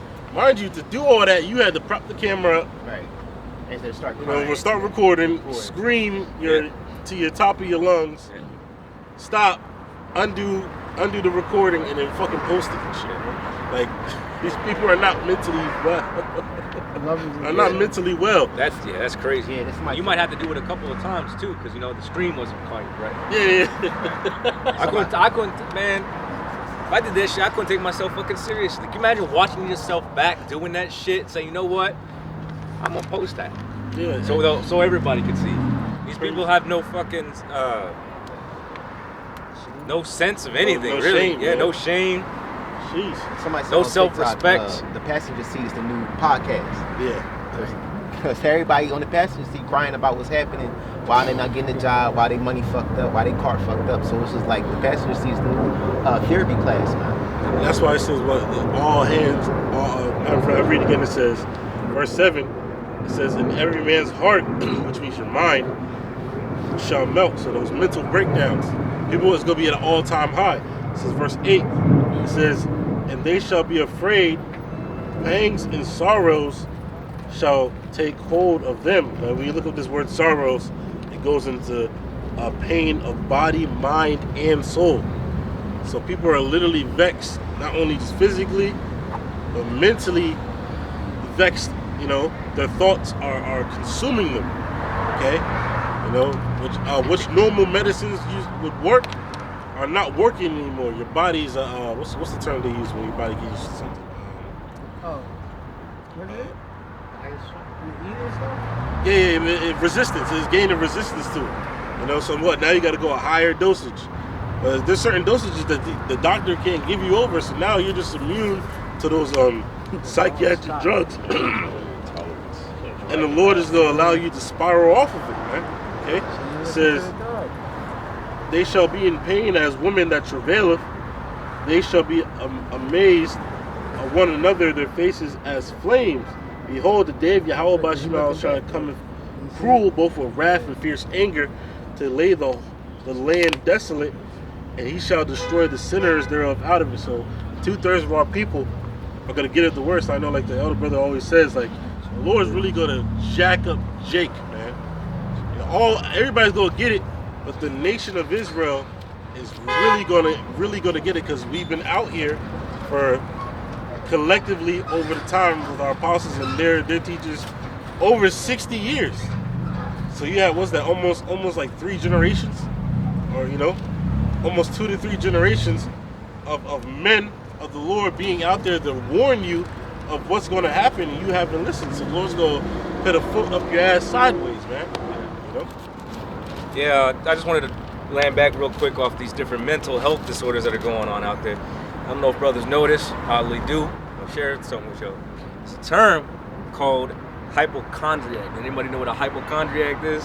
Nah. Basically, I heard of that before. A hypochondriac is basically an unhealthy obsession of going to be seen by a physician or a doctor because you constantly think there's something wrong with you. Oh shit! You have literal people that as soon as they feel a sensation, they have to go run into that hospital, bro. Mothers do that to their kids. Hypochondria. Oh my God, I felt a sensation. You know. And they gotta go right to the hospital, man. Yeah. They obsessed with being seen by a physician just for them to tell them, no, you're okay. They're obsessed. I'm going to read the definition that they give. It says, an informal term for somebody experiencing an excessive, persistent worry about having a serious, undiagnosed medical illness. Mind you, there's no actual effect for the cause. It's just a sensation that they had that I gotta go to the doctor. Not somebody who's actually having a genuine medical health crisis or medical issue. It's just a sensation that they get, and they gotta go to the doctor. Damn, kind of like shell shock. Constant searching online, medical sites for symptom matching. Frequently visiting doctors for reassurance or entirely avoiding medical care out of fear. That's another definition. That's a wicked. Reset bars off.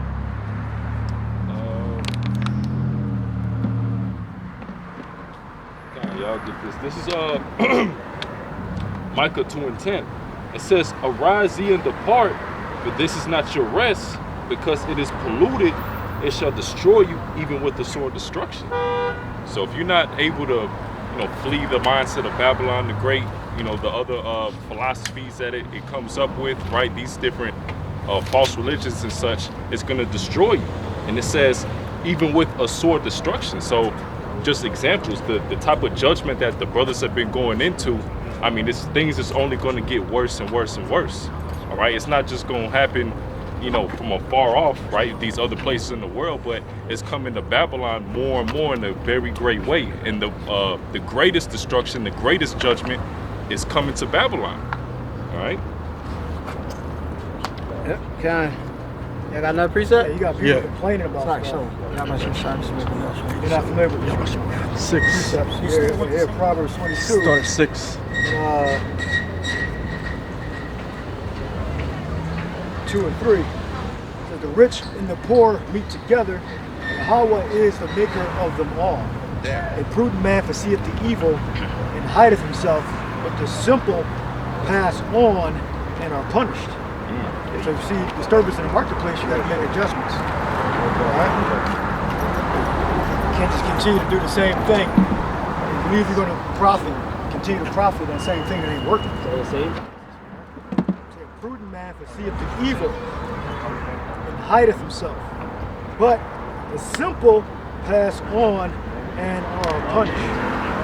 All right? So by humility and the fear of Yahweh are riches, honor, and life. All right? So if you want some type of success, you gotta know what the scriptures say. The scriptures are going to deliver you from a lot of evil, but the thing is, a lot of you guys, you don't follow the scriptures. You only follow the scriptures in certain things. And the more you become aware of what the wisdom that was taught by our ancestors are, the more success you can have. All right, and more of acceptance of our current situation you can have. Instead of you being full of complaints and stupidity, you can be full of action and change for the better. All right, instead of complaining about shit you can't change, about to complain about the things you can change, all right, and then actually do something about the circumstances. I got a precept for you. Yeah, there's a meme that I seen. Well, not a meme, but it's a little image I seen a while back, and it says, "Do you have a problem? Yes or no?" And you follow it down. It's like, "Yes, I have a problem. Can you fix it? Yes or no?" If you can fix it, then why worry? If you can't fix it, why worry? If you have no problem, why worry, right? So the things that you can fix, you fix. The things you can't fix, don't worry about it. You can't. There's nothing you can do about it. Yeah, well, I'll add on to that. Whatever you're not changing, you're choosing. Because Joshua 1:8 says, "This book of the law shall not depart out of thy mouth, but thou shalt meditate therein day and night, that thou mayest observe to do according to all that is written therein." And to the best of our ability, we do that. "For then shalt thou make thy way prosperous, and then thou shalt have good success." So yes, you can improve by applying this wisdom. The fullness of that is ultimately going to be when the Lord gives us the ultimate healing and we're no longer in these chains of darkness where we got these limitations put on us. Right now, we got limitations put on us. We're under the curses. But there's coming a time where we're going to have total and complete success. Yeah, we're going to have our enemies underfoot. They're going to serve and rule us. Our kingdom is going to be of complete righteousness. We're going to be able to think beyond the way that we do now. But with this knowledge that we have already, we're able to do that. That's right. All right? We're able to be beyond certain things, habits, behaviors. You can improve. But the ultimate improvement is coming when that ultimate healing arrives. But we've already begun the healing process through the Word. That's right. The veil's been lifted. Okay? So we should be able to see through different things. Also, brothers already mentioned it, I believe, in the spirit, but whenever we do come under calamity or distress or certain burdens, that is for your spiritual growth. What that ultimately is going to do is cause you to draw closer to your power. That's right. Okay? And the Lord is going to cause you to grow through those different situations. The Lord is going to teach you how to adapt under certain scenarios. And even then, that is very beneficial for you. When you gain, it can be success, and when you lose, it can be success. It's a matter of perspective, because it's not for nothing. Okay? But your mindset has to change. Your mindset has to evolve. You have to cultivate the way that you perceive things. That's right. That's right. Quick precept for that. Hold up 1 second, brother. This brother down here got something we're gonna bring up real quick, and then we'll come down. This is when you finish with. I got more. Okay. Just two of them real fast. Lord Yahushua speaking is Luke 18:1, and he spake a parable unto them to this end, that men ought to always to pray and not to faint. So men ought to always pray. Yeah, that's right. And the next one is and not faint. Get the word for faint, please. Okay. Yeah, that's like a spiritual rejuvenation when you pray, because you know that you're casting that care or that burden upon the Lord, who put that situation upon you in the first place. That's right. So, once you pray, you should have the confidence that the Lord not only heard your prayer, but is actively taking care of that situation. And it could be either you got to endure for a while, or the Lord might just remove it from you altogether, you know, in a short time. But it all comes down to the will of the Lord, and you got to align. When you go through these different things, you got to align yourself with the will of Yahweh Shemel Shai. Get into the habit of reminding yourself that it's the Lord's will, not yours. Not everything is necessarily an inconvenience, and it might not necessarily be working against you either. It might be working for you. No. So, again, it's all about cultivating the proper mindset. You got to remain spiritual. But without this wisdom and this understanding, it's going to be very hard for you to come to that understanding and adapt. You know, don't kick against the pricks. You know, the Lord is trying to instruct us in different ways, man. Right? So the different burdens and trials, you know, even when it comes to, you know, improving your situation, you got to remember to be balanced. That's right. And not everything is for every brother either. You got one brother, you know, he decides he wants to get a different job, or he wants to enter into a new profession, so he gets the education that's needed or required in order to move into that profession. And some brothers might not be required. Everything's about Yahweh Shemel Shai, daily bread, you know, you gotta check those boxes. That's right. You know, and that don't mean you need to limit yourself, but you also don't need to get tangled with the affairs of this life either. That's right.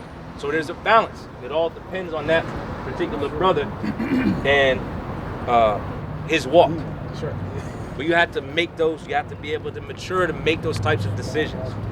This is the word faint in that verse, Luke 18:1. It says the faint not. The word faint in the Greek is ekakeo. It says faint not. It says to be utterly spiritless. Damn. To be wearied out or exhausted. It says to be bad or weak. Implication to fail in the heart or mind. Yeah, but so that's the thing. The scriptures say that the spirit indeed is willing, but the flesh is weak. It didn't say the spirit. Now you might be down, you might be a little low, but this is why the Lord gave us very specific tools to use, all right, to elevate. Gave us the brotherhood, gave us the word, gave us prayer, gave us fasting. I'll tell you what, man, there is, and the Lord told us this, that not only is fasting a discipline, it is a spiritual reset, okay? It is a spiritual reset. When you are in the mode of afflicting yourself and you're praying, you make yourself vulnerable to Yahweh Shemel Shai. That the Lord gave us that tool to tap more into the spirit. That's right. And men that came before us did that to achieve certain things. Either overcome this flesh, a demon, or for greater insight, the thing that they did in order to achieve that was fasting. That's right. We can In addition to prayer, right? In order to become strong. Everything else to the side and focusing on the Lord and what His will is. Yeah, it's a full submission to Yahweh Shemel Shai. Yeah. Right? That's right. really what you're doing. And that's what the scriptures say. You got to submit yourself. As the wives are supposed to submit to their husbands, right. we the bride and the woman of the Lord. So the ultimate humbling, which what does the word humble mean? To afflict. So Okay. that's why it says, draw nigh unto Yahweh by Shemel Shai, and He shall draw nigh unto you. Yeah. So the Lord is not going to just get closer to you just because. You have to humble yourself and get close to Him for Him to get close to you. Yeah. So to conclude, when you completely deny yourself like that, the Lord recognizes that. Yep. And the Lord set that functionality up in the first place. That's right. That's right. Okay. Going back to this, it Yeah, says come. to pray to, or So not to faint, right? not to faint. Going into the root word, because it's ekakeo, but the root word goes to the kakeo. It says to faint of a bad nature in the mode of thinking, feeling, or acting base, wrong, or wickedly. So when you faint or start to doubt in the Lord counts that as wickedness, man. You ain't supposed to be doubting. What are you doubting for? You know, because the Lord, you know, the Lord is not a man that he shall lie. He said he's going to deliver. You gotta have the expectation, you know, because now you're calling the Lord a liar, you know, and we know that, you know, you can't do that. The Lord is not mocked at the end of the day. So when you have doubts, you need to rebuke those doubts and refreshing yourself back to what. So again, that goes back to really a lack of faith, a lack of fear in Yahweh Shem Yahushai, That's right. a lack of integrity. Yep. That's why it says here, the cacao part, it says the mode of thinking. So I'm gonna look at this word mode real fast. It says the mode. It says a way or manner of which something occurs or experiences or expresses. So what? When you start to think, you're gonna express a certain thought, certain feelings, and certain actions. You know, it's gonna be in your mind. You're gonna feel some way about it, and you go act. Oh, I haven't eaten in 4 days. My kids are starving. Right. Well, if I may add to your point real quick, remember, whatever you internalize, you externalize. That's right. Which is something that Elder Ayathan brought out a long time ago. Whatever behavior you have or do, before it ever became an action, it was first what? A thought. Yeah. It was a thought. And you can either concede to that thought or you could rebuke it, depending on the context of the thought, you know? That's right. And it says a mode of thinking, feeling, or acting base, wrongly, or wicked. So when that cacao, when you're faint-hearted, okay, that's why the Lord said what? To pray always and faint not. So don't basically fall into the modes of thinking wickedly, feeling that wicked thought, and then acting upon it. You're supposed to rebuke those things, and the part is continue to pray, no matter what. Because you got individuals that will pray. Well, I prayed on it, and nothing happened. So I'm just gonna do what what I need to do. You're gonna have that spirit out here. It's like, well, I waited on the Lord, and the Lord didn't do nothing. Well, you got to continue to wait. That's right. Sometimes that's the way, you know. Or the highway. Yeah, and the highway is not death. Yeah, that's that broad way we were talking about earlier. The highway. That's right. You know. And that's dealt without honor too. You know. Yeah. It's going AWOL. Yeah. You know, to go AWOL is this.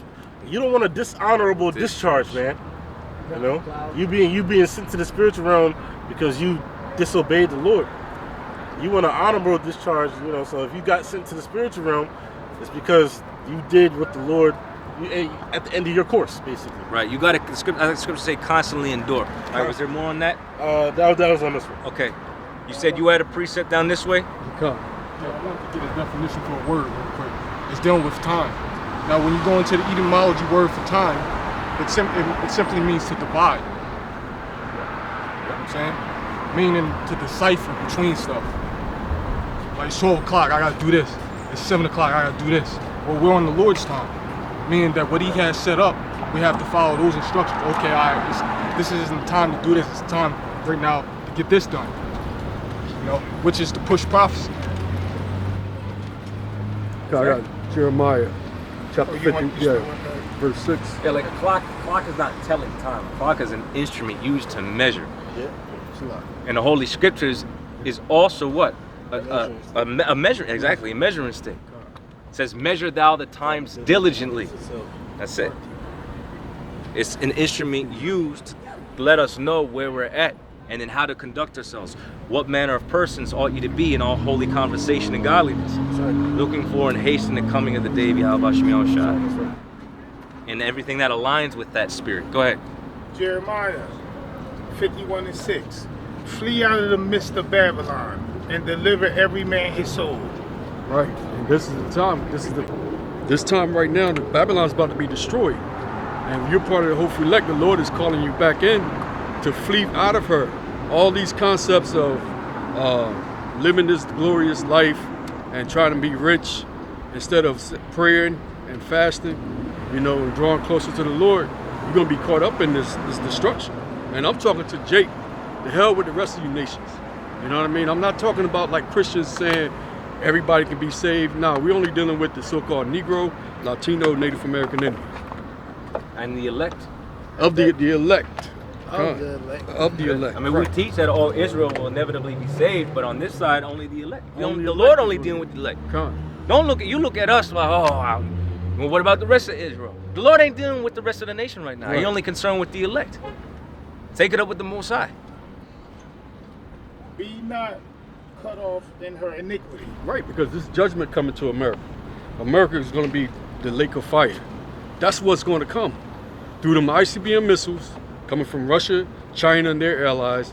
And when Yahweh Shah Mashiach cracked that sky open with his chariots, with his holy angels, man, beaming down those laser beams coming from the fire, from the chariots. He's going to destroy this place. You got to imagine, Philly ain't going to look like Philly. You're not going to be able to know when you're in Philadelphia, Montgomery County, Jersey, or anything. It's going to lose its boundary. It's going to become a desert. It's going to burn for a very, very long period of time first. It's going to be like a lake of fire. This is the whole entire place. And if you're not part of the elect, you're not going to be saved. You're not going to be, if you're not going to be saved, meaning you make your ass making inside those chariots. Yeah. That's what being saved about. You got to make it into them chariots. And then we made it. That's salvation. Yeah, because in that movie Planet of the Apes, he didn't know he was in New York. Right. Until he saw the fucking statue from what I was saying. Yep.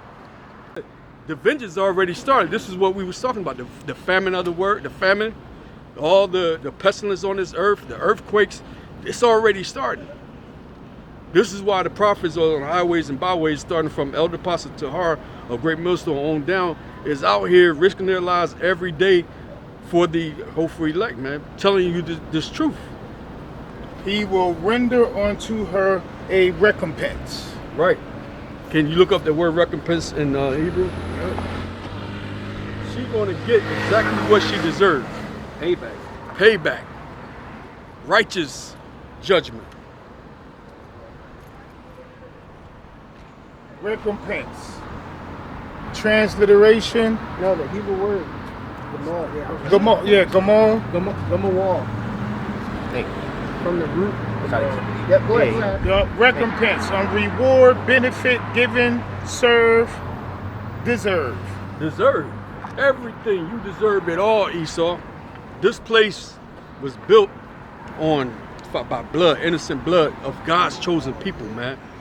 Yasha Allah, the Prince of the Power. You did it to God's chosen people. Like the brother said, the apple of the Heavenly Father's eye, man. We're the apple of the Lord's eye. You did it. And you're going to get everything that you deserve, man. And that's fire. Yeah, you're responsible for perverting the entire earth. Entire earth. Yep. The entire earth. The entire earth. It literally says that the earth languishes under the inhabitants thereof. Yep. So everything as a result of your rulership is causing perversion, degeneration, decadence, evil, a constant decline. There's no life here. Life cannot be lived. And more and more people are recognizing that you're not living, you're only surviving. Tectonic plates. Yeah, oil. The oil is actually a natural lubricant, and you're disturbing that. So you're causing shifts. So like the brother, that's basically a defense, almost like a defense mechanism. Like, yo. Yeah, it's like when you have some like your bones in your body, basically, or certain ligaments. If you're not hydrated, you're gonna tear something. It does it abruptly, you know. Yep. Like since you got the tectonic plates, like the brother's saying, if the oil was there, they're always gonna move, but things will be a little bit more smoother. Yeah. You know, less dramatic. You know, but since there's nothing there and things are trying to move, it's gonna be a lot more dramatic and things is gonna shake and cause explosions. Oh yeah. You remember a lot of earthquakes can eventually turn into tsunamis. Tsunamis, volcanoes. Yeah. Yeah, A lot of things get interconnected too. You know. You done with that, brother? No. So Can I get Isaiah 66 and 50? finish off the You want to finish this? 8 and 9. All right, 9. 8. You want to go to 8? Okay. Jeremiah 51 and 8. Babylon is suddenly fallen and destroyed. Howl for her. Take balm for her pain. If so, be she may be healed. Yeah, this is the time that we're seeing Babylon falling. you know, and howl for her, take bomb for her, you know, give her something for her pain. We not going to do that. We're not going to be here crying and act like these Christians be saying, oh, God bless America, and we're going to pray Jesus and all that. Hell with that damn white, so-called white Jesus. And that's really sarcasm, but that's really sarcasm from the Heavenly Father. It's the Lord's being sarcastic. You know? What? Take some bomb. Right. Fix it. Yeah. Put on it or something. But you can't, because there's nothing there to fix it. You know. Right. That's that pride that the Lord talked about. The pride of thine heart has deceived thee, thou that dwellest in the clefts of the rock. That's right. And that's a backhanded thing for the Lord to say to you too. He's reminding you of you're the basis of all men, nigga.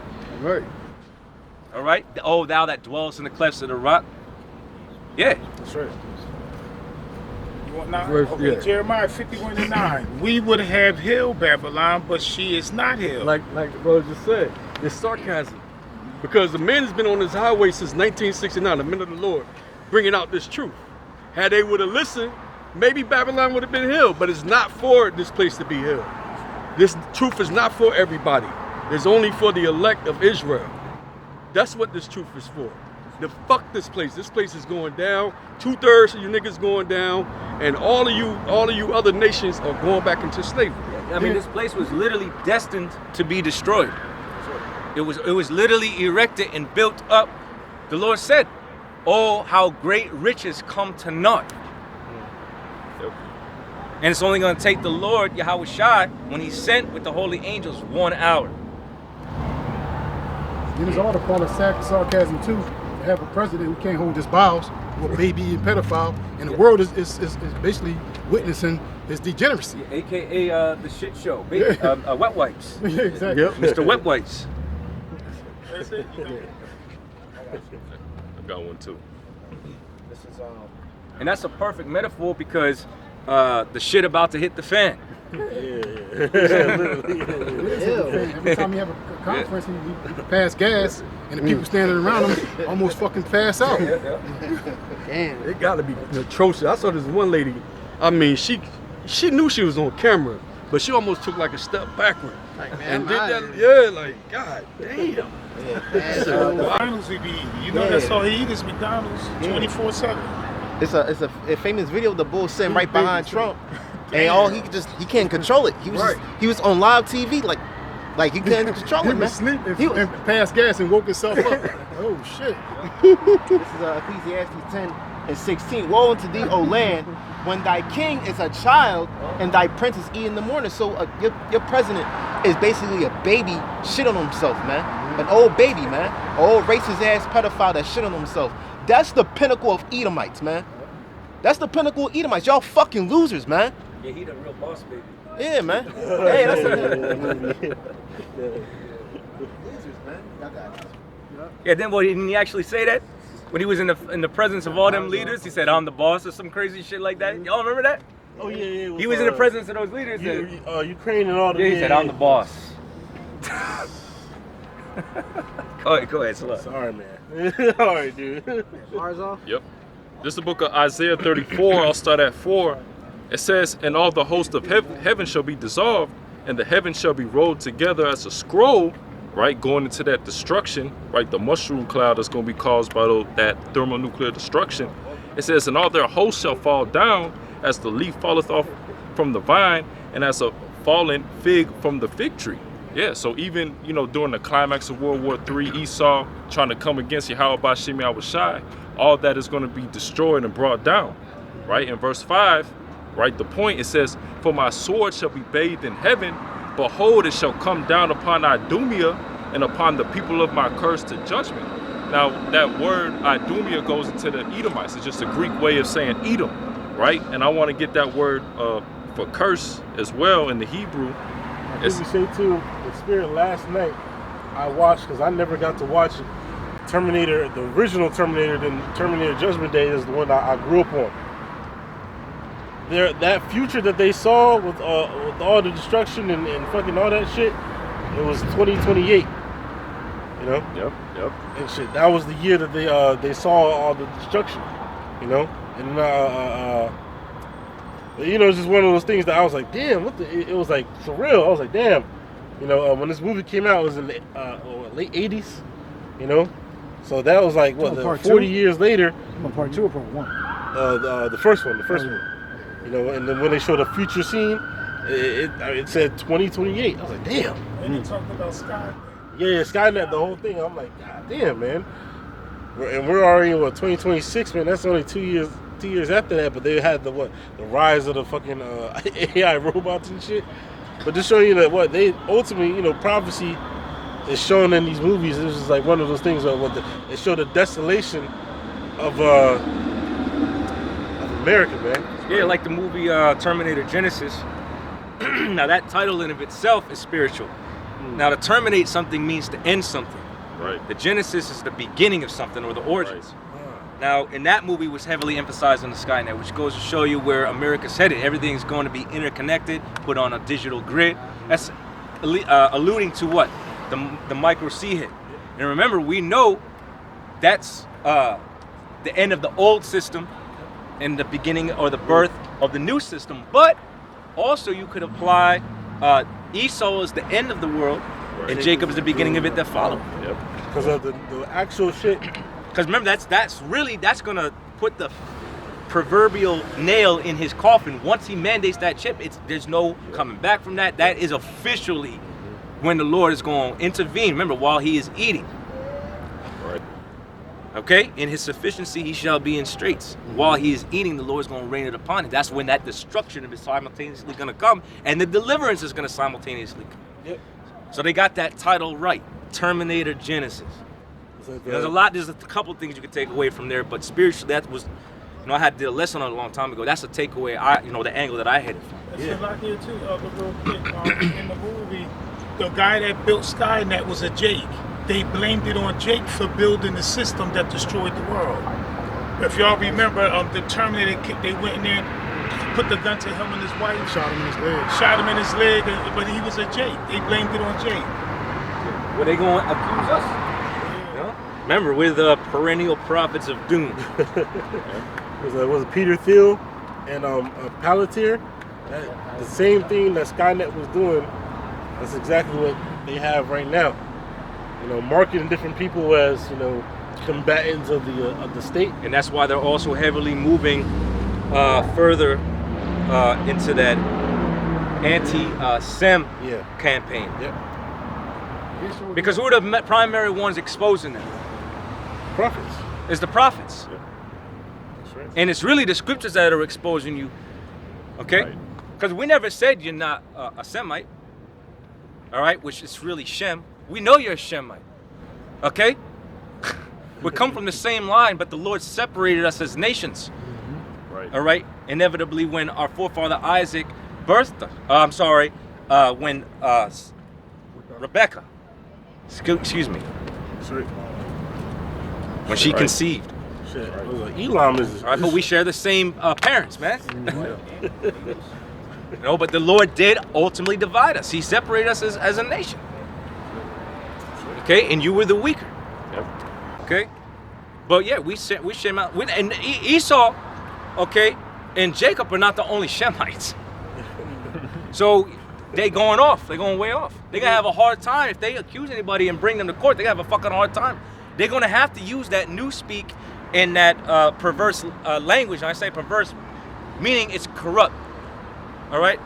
Meaning they could twist it, right. They can make it to mean what they want. But they're going to have a hard time because if we actually go into the scriptures on their ass. All right. But they got to ignore that. Yeah. Right. I was like, but remember, you're the draconian measures is going to come, so we'll see.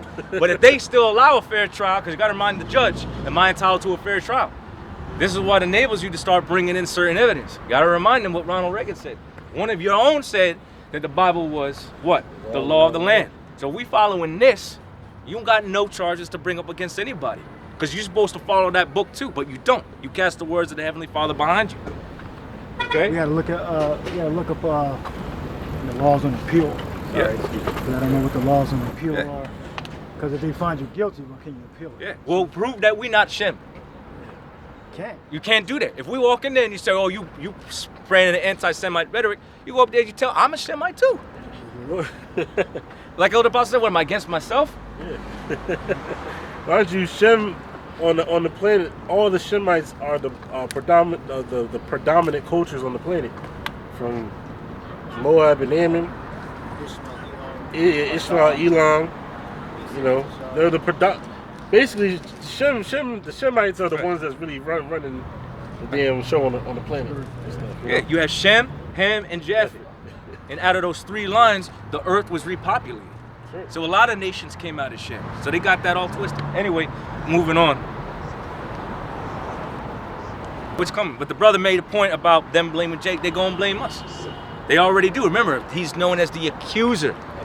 Yeah, the face of DI is like a black woman, I guess. That's the face Northern of tribe, DI. yeah. And that's originally was everybody benefits from it if you're low income, so or it's fucking stupid, I guess. Or behind, everybody benefits. Doesn't matter what group you come from. So, but the face of it is like brown people. Yeah. So that's how you do it. Yeah, these fucking Northern Kingdom tribes is bugged the hell out. Rocking the goddamn green and pink hair, rainbow colors. Judah too. Judah right up there. Yep. They heading that campaign as well. Yeah, and why do we have diversity and inclusion? Because Esau's he's a foundational racist. Yep. And by racist, I mean he actually enacted laws and actual action to murder you and disenfranchise you. That's the actual racism. Yeah, remember, he literally made the so-called struggle of people who live alternative lifestyles equal to the struggle and things you suffered on this side of the world. He made that equal. Actually, he put that beneath it because he make sure that you don't forget, or if you bring it up, not to mention. Yeah, trying to erase the history. That's what they did with the iconoclasm. The Sistine Chapel, the creation of Adam. You know, they got basically, look up the creation of Adam, artwork. Yeah. They got basically sodomites touching each other's fingers in the clouds with little micro penises. Yeah. So that's the creation of Adam. So they revised the actual artwork of the natives that lived in the area. In Italy, in Greece, and in Russia, and in Turkey, and in Europe, they did artwork by creating something called the Sistine Chapel. They're basically paintings to revise the actual works of the great men of the Bible. They switched it up. They got it from, they got Adam, they got God, they got the angels. Now they all look like so-called white people. Yeah, they paint the likeness of their image. Right. Yeah. And then through that, they also effeminized what would otherwise been represented as strong, masculine role models. Right. That's blasphemy. Mm-hmm. Yeah. When you corrupt the input on the camera. This one of the paintings he's talking about. Yeah. When you corrupt the truth, that's blasphemy. All right. Blasphemy means to slander, to lie. All right. So when you create Adam and angel, make angels females, make them effeminate and naked, make them look like wide hip Edomite men, that's blasphemy. All right. The scriptures talk about what, Judges 9:11, what that says. Judges 9 and 11. In the places of drawing water. Not Judges. I'm sorry. Job. I'm sorry. That was. But yeah, that's good too. That's 5 and 11. Yeah. Yeah. Judges. Remember, there's a saying. I don't know who's it's attributed to, but there's a saying that says, "Truth is the enemy in an empire of lies." Truth is the enemy in the empire of lies. We live in an empire of lies. You know, Job 9 and 24. The earth is given into the hand of the wicked. 24, man. That's what I meant. 24. Okay. He covereth the face of the judges thereof. If not, where and who is he? Who got it? You said judges. I'm sorry, Job. 24 verse. Yeah. No, just said. This is real quick. Nahum 3 and 1. It says, "Woe to the bloody city! It is all full of lies."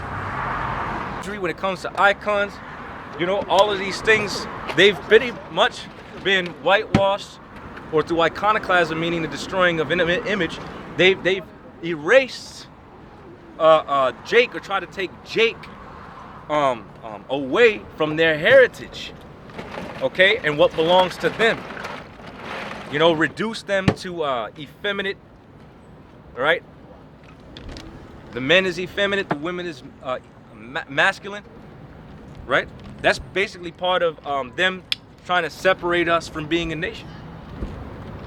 And look themselves. That's part of they're the new rulers. Right. That's a part. Exactly. That's a part of us being conquered. Because when you lose your identity and then you look at the images and of what's supposed to be history, you're confused, or you're either confused or you fall for the lie if you're not careful. Right. Yeah, because people are brainwashed with the lie. Right. Well, they attribute the white man's God, yeah, or the right. white man's the savior, or the white man is the people. That's how our people act. They're always about the enemy before themselves. When they hear the word Israel, So they think about Edomite. Right, they falling right for the trap. They literally put the struggle of others over their own. Now, how the hell is a fucking sodomite or effeminate or someone who's willing to cut off their members got a greater struggle than you? Somebody that was at one time considered a mental defect, all right, or a defect. Degenerate or imbecile. Yeah. A degenerate and imbecile. You know, if you were sodomite.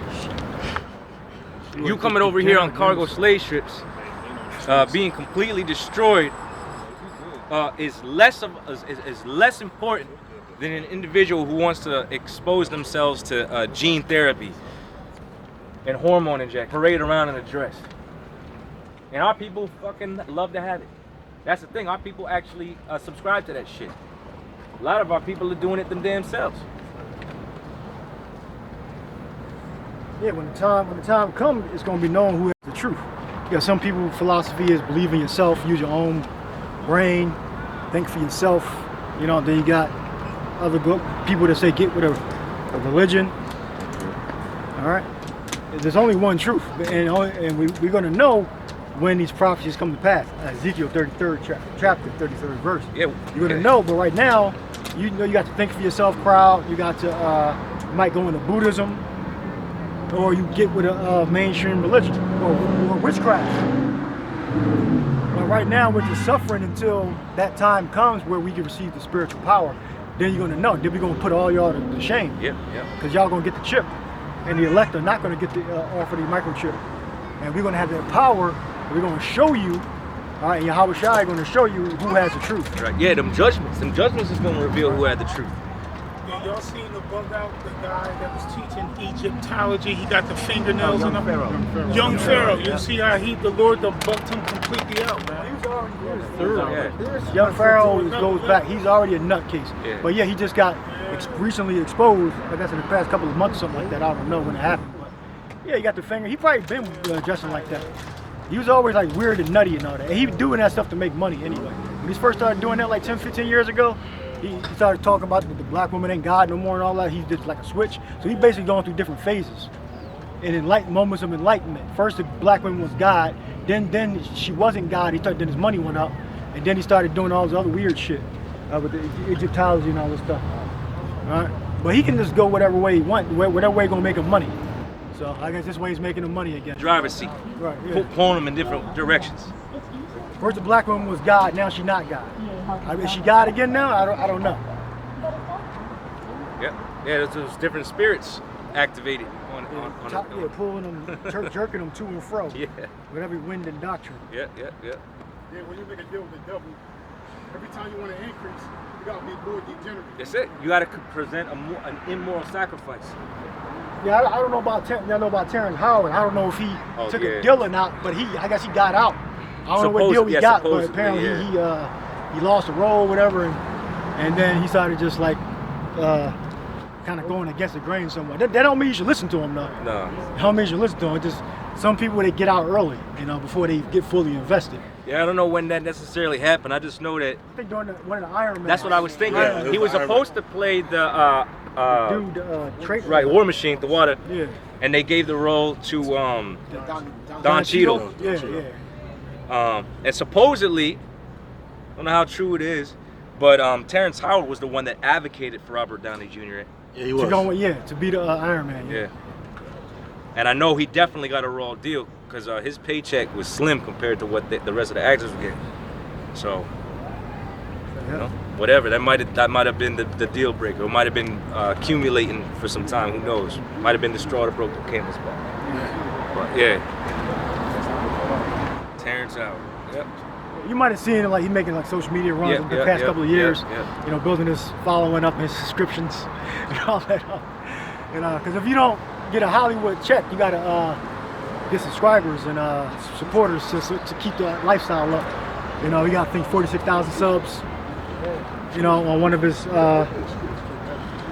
social medias. Yeah, he went on Joe Rogan podcast. Yeah, he was on Joe Rogan. That degenerate. What's that? The Manosphere dudes. Like a chain smoker. I know he's talking. He's like a fucking chain smoker, man.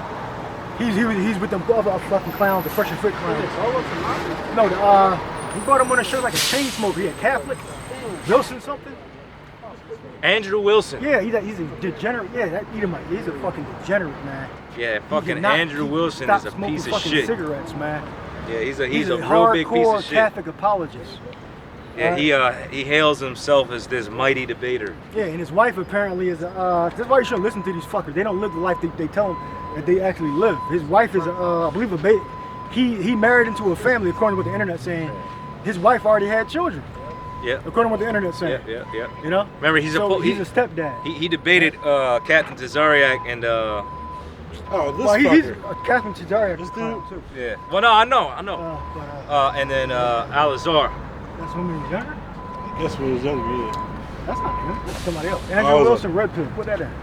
Andrew Wilson, Red Pill. Something like that. Andrew Wilson, Manosphere, something like that.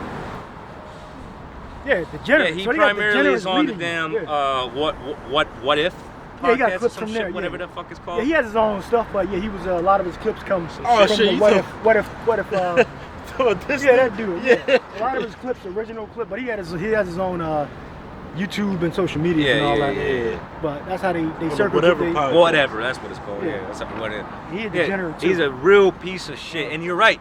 This nigga has to be smoking at all times. And how you gonna, like the brother said, it's like, how the fuck you gonna trust somebody that's constantly defiling the temple every moment you see him? And allegedly with your stepdad. Yeah. So these guys on the internet, he's so intelligent he can't stop himself from inhaling over 70 different chemicals into his fucking lungs. Yeah. All right, that's Yeah, give me give me Isaiah 8 and 20. Did we read Job 9 and 24? Read that first. And they get because the scriptures talk about the law and the testimony. Yeah.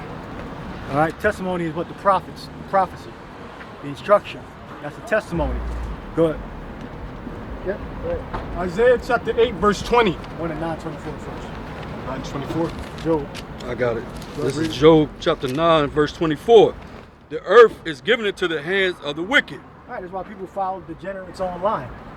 You know, you use them for what you can use them for, but then when they start changing their doctrine, you start seeing their true colors, you got to fucking leave them.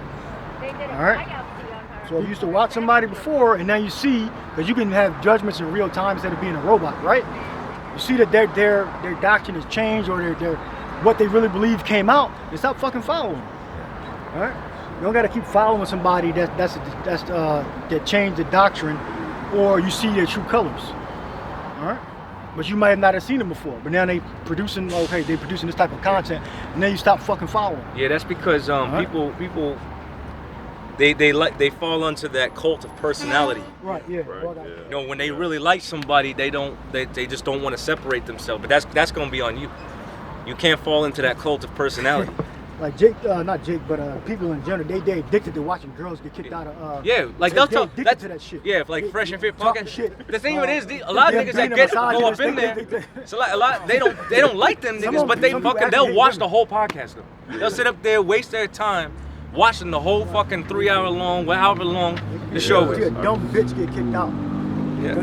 Because you got people that actually they critique women. You got people that actually hate women and they watch women and they want to see them get abused and shit. They get off on it, getting abused, and it's fun to watch. But I'm not gonna sit through a 3 hour episode, you know, to see a dumb bitch I mean, it's entertaining. Yeah. I would, if I were to watch them, I would watch Superficial. them because of entertainment, not because I believe in them. Superficial. You know, that I'm following them, supporting them, sending donations in. It's BBL. entertainment. You ain't gonna change their fucking mind. They're fucking stupid. Right. All right. Well, that's why they do it. They bring It's them on entertainment. for content, purposes yeah. of controversy. It's entertainment, you know. You know, And then you look at their doctrine. act like they had the higher Right, ground. Right. Yeah. And you look at both of their doctors. They're both But they're both fucking off. idiots. Yep, they're both You basically watch them. You want to make more money, improve your life, but who they are as people, they're degenerates. All right, both of them. All right? So you look at the actual character of these people.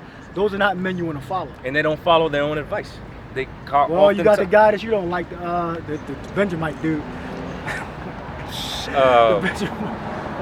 Fresh. Oh yeah, simple ass nigga. Yeah, he's simple he's as hell. stupid. He's stupid. He Well, you said know, they even like me. Abba They- and they- fucking Fit, those they like me for effeminate me. niggas. He said they like Can't me stand for them me. The girls liked it fresh for fresh, not for his money. Yeah, and then he got confounded. Like be honest. Because he got man. with that chick, and then Be she like- they messed like him you up. for She your messed money. him up. Yeah, they like you for your money, and it's okay. It's not. It's woman not. got pregnant. It's not nothing. Allegedly got pregnant. Yeah, you know, women like you for what you have. You know. Yeah. It's either power, fame, status. You don't have to lie about that.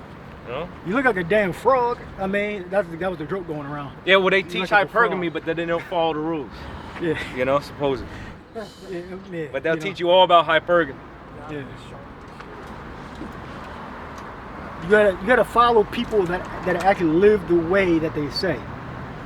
You know, like why would you follow Captain Cesariak? All right, he couldn't even break down about the languages when he was confronted about languages and what that his language was taken from him and all this stuff, which is true, but he was justifying not knowing Hebrew. Not as a language you speak every day, equivalent to English, but you know certain words, and then you engage into confrontations and debates with people you shouldn't even be talking to. Yeah, and here's, may I add, brother, the problem with these individuals Cesariak is they're not doing it for truth's sake. The only obligation they have when they go into these in the gospel, interviews to be seen of men, the prayer. They only want to win the argument, and it goes to show you, and a fucking idiot can win an argument. Oh shit! I got 8 scriptures on. But that's not Shut that's the not fuck up. of any value or substance. Somebody could be dead ass wrong and still win the argument, but people will follow that because they like the way he looked. They like the way it sounded. The way he talks. They like the way he tall, talks. Really tall. Right? They like the way he presents himself. Or he seems to have a thought. Whatever. His But hairline a never lot of changed. these individuals, they're not out to for the sake of the truth. He got long hair. They're just out there to win the argument. All of these guys. They're not really teachers and prophets and followers of Yahweh Shemel Shai.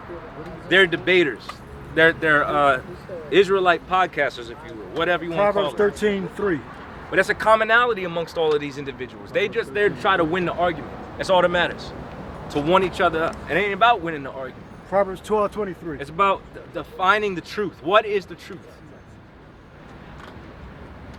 Proverbs 21:23. Proverbs 17:27. It's all about shutting the fuck up. All right? You don't got to talk to everybody just because they come up to you questioning you. Wrong one? Go. All right, I got Proverbs 12:23. It says, "A prudent man concealeth not the hearts of fools, proclaimeth foolishness." Yeah, I don't know Hebrew. Like that's now you're playing the part of a fool. Your name is Hebrew, I believe. Yeah, Tazari. Yeah. Yohana, which is really supposed to be Yochanan, right? Yeah. Well, He's still saying it with an H. Pseudo. Yeah, he's still saying it with an H, and you should have already improved after like Right. 30 years, right? Right. You think you would have like corrected some things. But he still is pronouncing the name with a ha instead of a ha.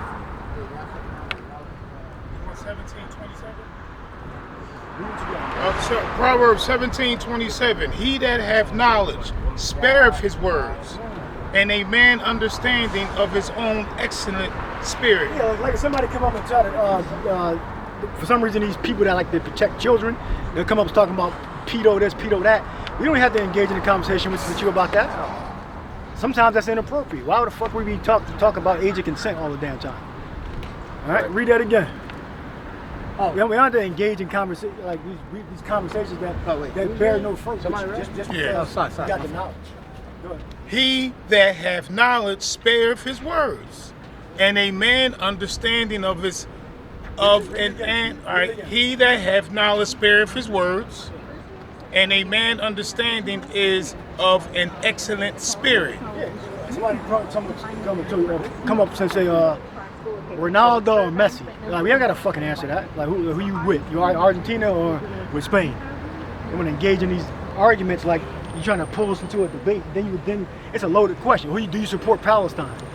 You know, we don't have to engage in like this type of questions. All right? If they're relevant to the scriptures, we can choose to answer you or not. But you got more? Keep on 28. Is it relevant? Yes.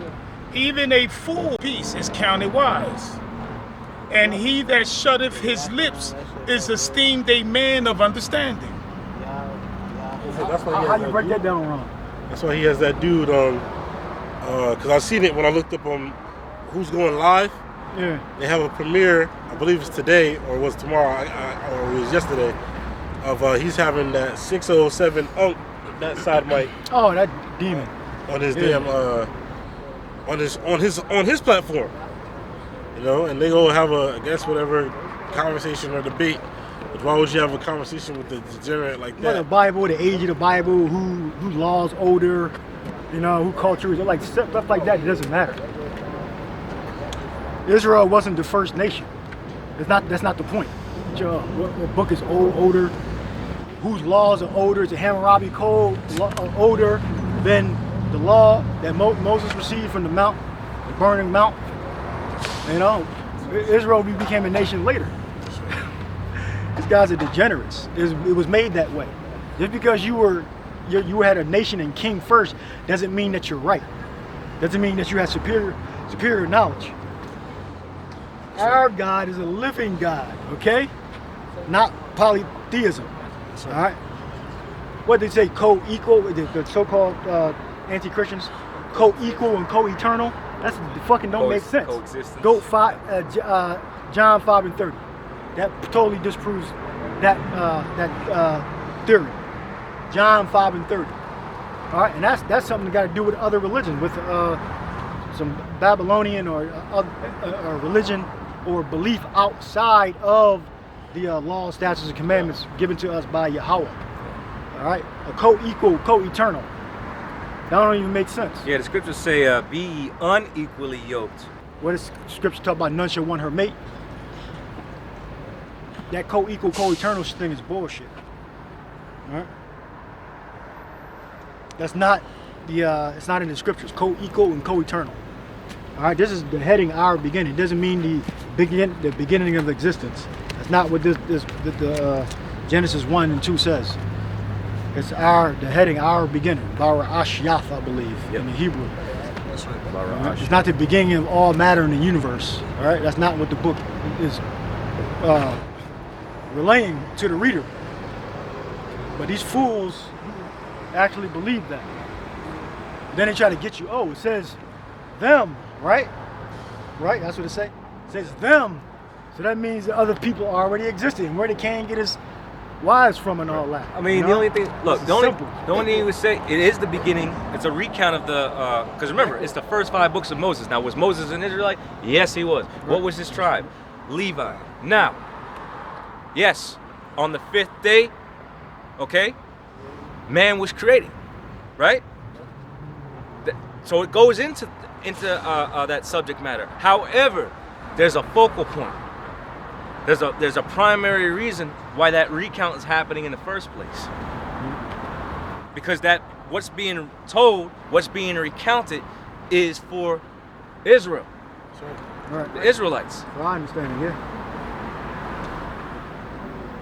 It tells What you, if the Lord said that the Lord turned the reputation of the other nations into spittle? Be like unto what? Nothing. Like a drop that falleth from a vessel or a bucket. That's right. Who's that? Go get it, John. Get Isaiah. Isaiah chapter. Hold on, he's coughing. John chapter 5, verse 30. Isaiah. Okay. You don't want John? 20. To the law and to the testimony if they speak not according to this word, it is because there is no light in them. Verse 21, and they shall pass through it, hardly bestead and hungry, and it shall come to pass. Sorry. Start up a little bit. I'm going to start at verse 19. Isaiah chapter 8, verse 19. And when they shall say unto you, seek unto them that have familiar spirits, and unto wizards that peep, and that mutter, should not a people seek unto their power, for the living to the dead, to the law and to the testimony, if they speak not according to this word, it is because there is no light in them. And they shall pass through it. You and Isaiah, right? Yeah, Isaiah, come. Verse 21, and they shall pass through it, hardly bestead and hungry, and it shall come to pass that when they shall be hungry, they shall fret themselves and curse their king and their power and look upward. Give me the 13th verse. Verse 13. This is verse 13. Isaiah chapter 8, verse 13. Sanctify the Most High of hosts himself, and let him be your fear, and let him be your dread. And he shall be for a sanctuary, before a stone of stumbling, and for a rock of offense to both the houses of Israel. For a gin. And that's what the wisdom that Yahweh Shai taught. All right. Was Yahweh Shai's job was to bring Israel back to the light, back to the truth, and seal them. And his death and resurrection assured our seat in the kingdom, all right, under Yahweh Shai. Good. For a gin and for a snare to the inhabitants of Jerusalem. Meaning that Jacob, the 12 tribes of Israel, wasn't going to understand. The majority, the masses, weren't going to understand. All right, go ahead. Verse 15. And many among them shall stumble and fall and be broken and be snared and be taken. Bind up the testimony, seal the law among my disciples. And I will wait upon the Most High that hideth his face from the house of Jacob, and I will look for him. Behold, I the children of whom the Most High have given me are for signs and for wonders in Israel from the Most High of hosts. Go to 20. Verse 20. To the law and to the testimony, if they speak not according to this word, it is because there is no light in them. Yep, to the law and to the testimony. So it's not just the law, but the prophets, when these prophets speak. All right. So the prophets have the authority to teach the scriptures. Sure. I tell you what the prophecy is going to be. All right. When you go to the church, you only learn like historical events, but they're not qualified to teach prophecy. Historical events, history, and how to be good to your fellow man, which is really talking about Israelites and how to handle the other nations. All right, but they can't break down what the prophecy is. Because the prophecy says that the Messiah is going to return and destroy the people that are in power. 7 heads and the 10 horns. They don't talk about that in the church. So they're not qualified to do so. So they're not talking about how the Lord, the Messiah, is going to come back and destroy the people that are in power, the nations that are in power. They're not to be trusted. They don't understand. It was like an Edomite looking chick, and it looked like the gospel of Jesus Christ according to John in Romans. So they took and omit all of the other books in the scriptures. Romans, the first chapter? They put Romans, it looked like the 15th, Romans 10, like they say about salvation. Here's 3 steps of salvation. They said, here's God's word. And they quote Romans 10 and 17. Faith cometh by hearing, understanding, hearing the word of God. 10. Right? Is that 10? That's Romans 10. Romans 9. Was You talking about Romans 9 in there? They ain't got no Romans 9 up in here. Romans 5, yeah, Romans 5, yeah, Romans 3. Yeah, and then it's just like 15 and 16, the King James. Let me see. Yeah, Romans 9 it tells you that the grace and the glory and the covenant was given to the law. I ain't reading in a while. It's given to the children of Israel. So And Paul was talking to the children of Israel that was scattered in Rome. The churches that was in Rome. The houses of worship that were built up in Rome during the Hellenistic period. All right? And you had Israelites that went over there and created communities before the Hellenistic period. They got Romans 9 in there. Who are the Israelites? They got it? Romans 9. Yeah, well, there you go. All right, what they got in the cover? They got no pictures, right? Everything is, so it make it universal for everybody to... Church family. Yeah, so basically when they include scriptures like that, basically they're trying to get you to worship the so-called jet. Yeah. All right? They believe that they're the people that died. They are not the Shemites. But being a Shemite, Shemite just means you are from a specific family line. It doesn't mean you are of the elect that's going to be delivered and saved. And that's the righteousness, and that's the first fruits of the Most High in the Son. Just because you're a Shemite. All right? There are many Shemites. Chosen the one. Right, of all the nations that come out of Adam, right? Yeah. It talks about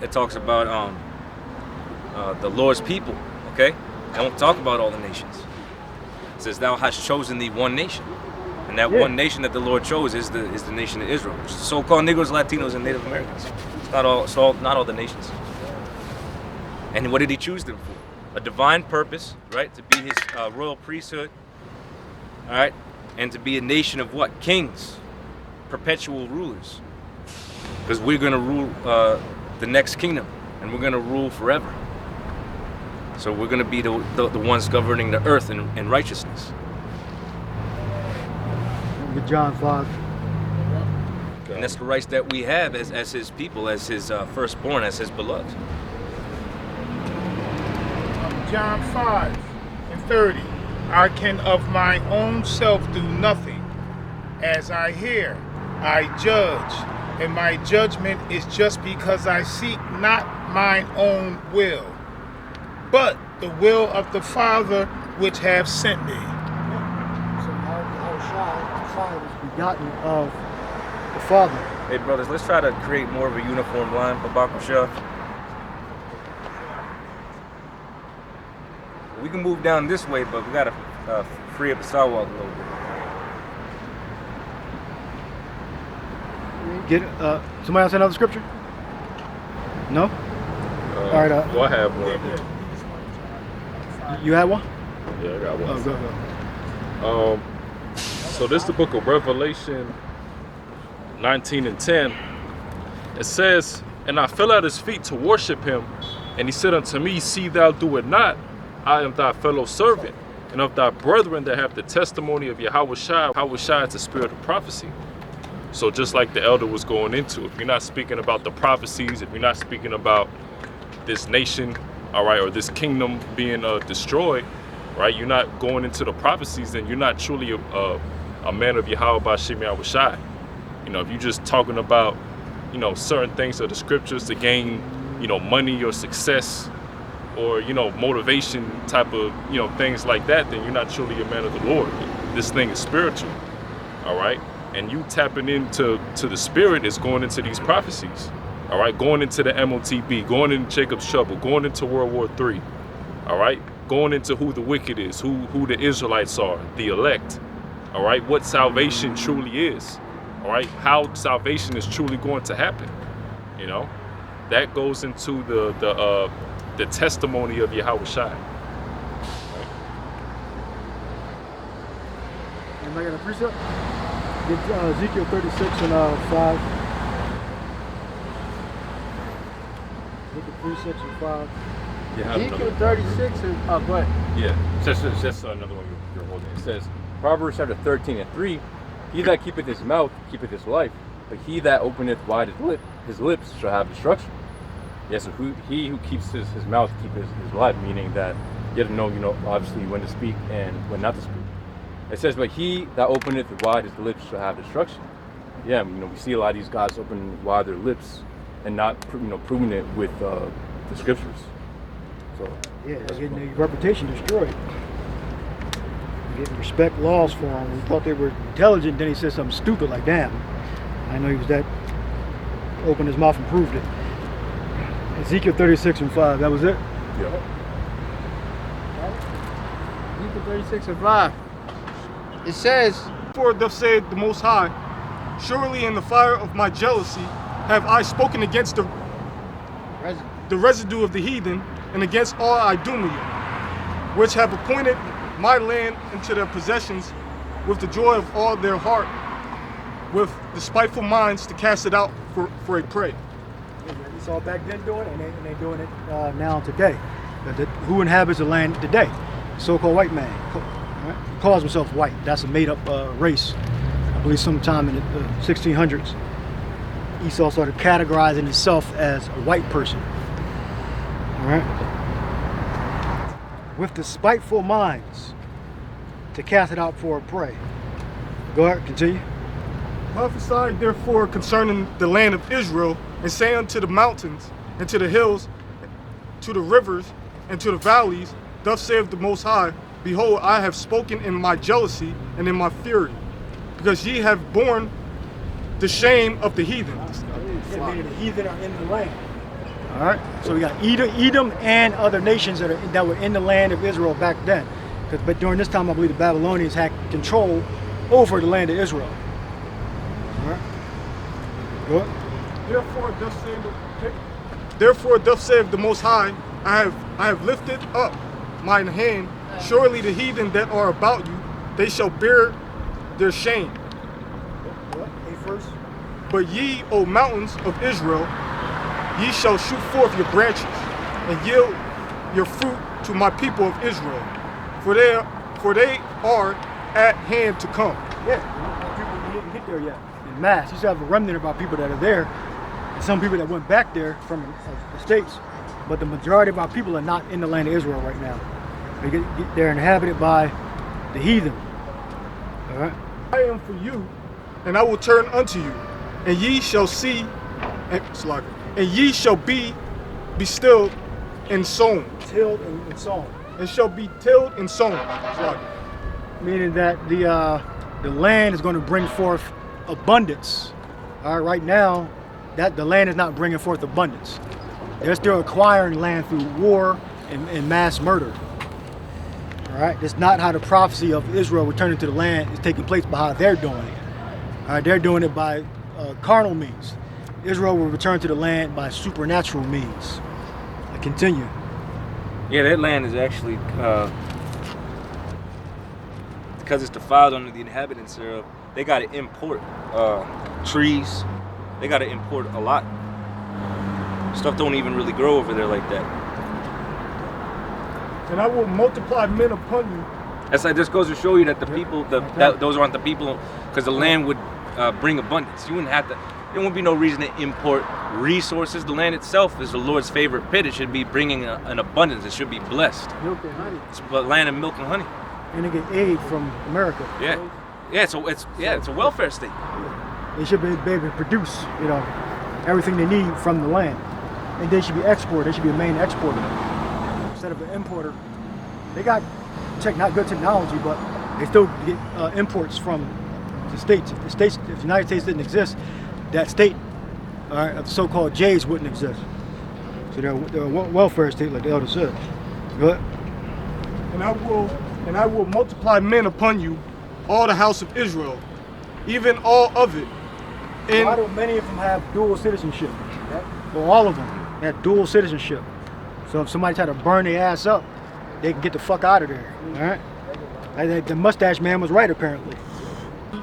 Shall be inhabited, and the waste shall be builded.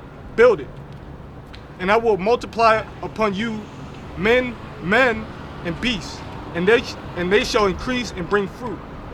And I will settle you after your old estates, and will do better unto you than at your beginnings. That isn't described as current state plans. Absolutely not. Than at your beginnings. Read it again. Starting from the top, verse 11. 13. Read the verse again. Did you get to 13 first? No. All right, read 12. Verse 12. Yeah, I will cause men to walk upon you, even my people of Israel, and they shall possess thee, and thou shalt be their inheritance, and thou shalt know, henceforth berave them of men. Verse 13. Verse 12. Yeah, I will cause men to walk upon you, even my people of Israel, and they shall possess thee, and thou shalt be an inheritance. Right, that would be what, from the river Euphrates to the Nile, I believe, or the Mediterranean, when you look up the prophecy. All right? That's the actual possession. Esau is not possessing that land. He's trying to get that land through war. All right? Euphrates River to the great river, I believe it's the Nile River. So they got to destroy a lot of Arabs and mingle people to get that land through war, through a war machine. All right? Those are not the people. Biblically, they're not the people. It's in, look, see that? Ezekiel wrote it. Ezekiel wrote it down. Okay? That is not talking about them. All right? It's not talking about them. And thou shalt no hereforth berave them of men. Yeah, they're still dying. Bereave means to remove. All right? They still can die. They still get sick. They still get murdered. All right? So the prophecy doesn't fit them. They're not the people. Go ahead. Thus saith the Most High, because they say unto you, thou land devoureth up men and has and bereaved thy nations. Yeah, and it's still doing that. All right? That's what proves that they're not the people. Go ahead. Yeah, and they wouldn't be relying on the strength of a foreign military. Yeah, there you go. Yeah, they'll drop bombs on Iran. Yeah, you'd be waiting on the Lord. So clearly, there's a big problem there. Yeah, their defense is the Iron Dome. Right, not Yahweh Shah, yeah, not the Messiah. Or the Hashem, they would say. The defense is military technology. Right, it don't work a lot of the time, but it does work apparently. Go ahead. Verse 14. Therefore thou shalt devour men no more, neither bereave thy nations anymore, save the Most High. Neither will I cause men to hear in thee the shame of the heathen anymore. Well, you saw that Arabs in that land. So this prophecy is not fulfilled in them, in their presence in the land. So they can't be the people. Go ahead. Neither shalt thou bear the reproach of the people anymore. Neither shalt thou cause thy nations to fall anymore, save the Most High. Moreover, the word of the Most High came unto me, saying,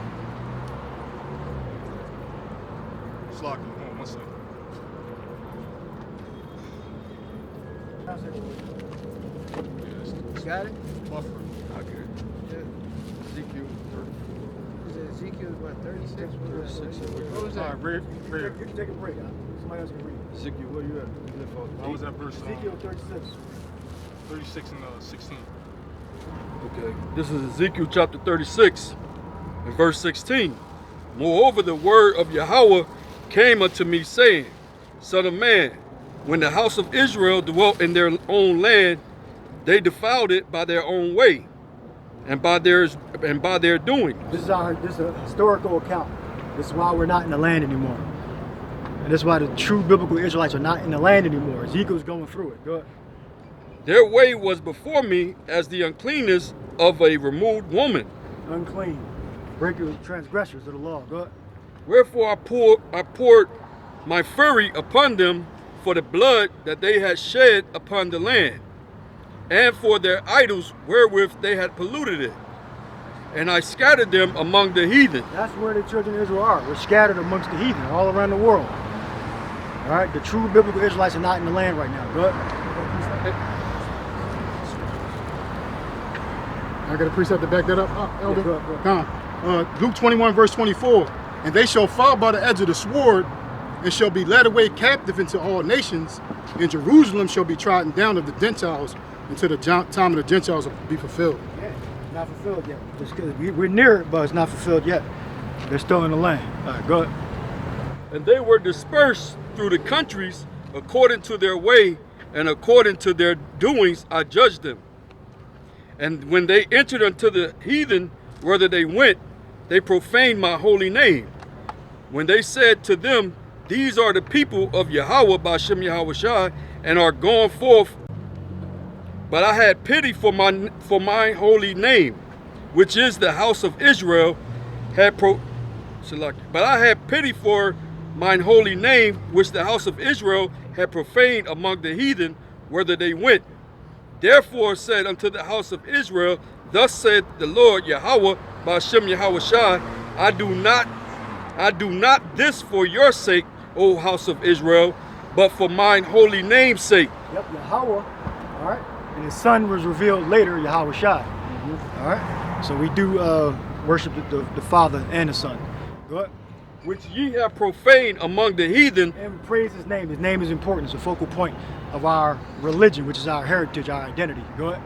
Whether ye went, and I will sanctify my great name, which was profaned among the heathens.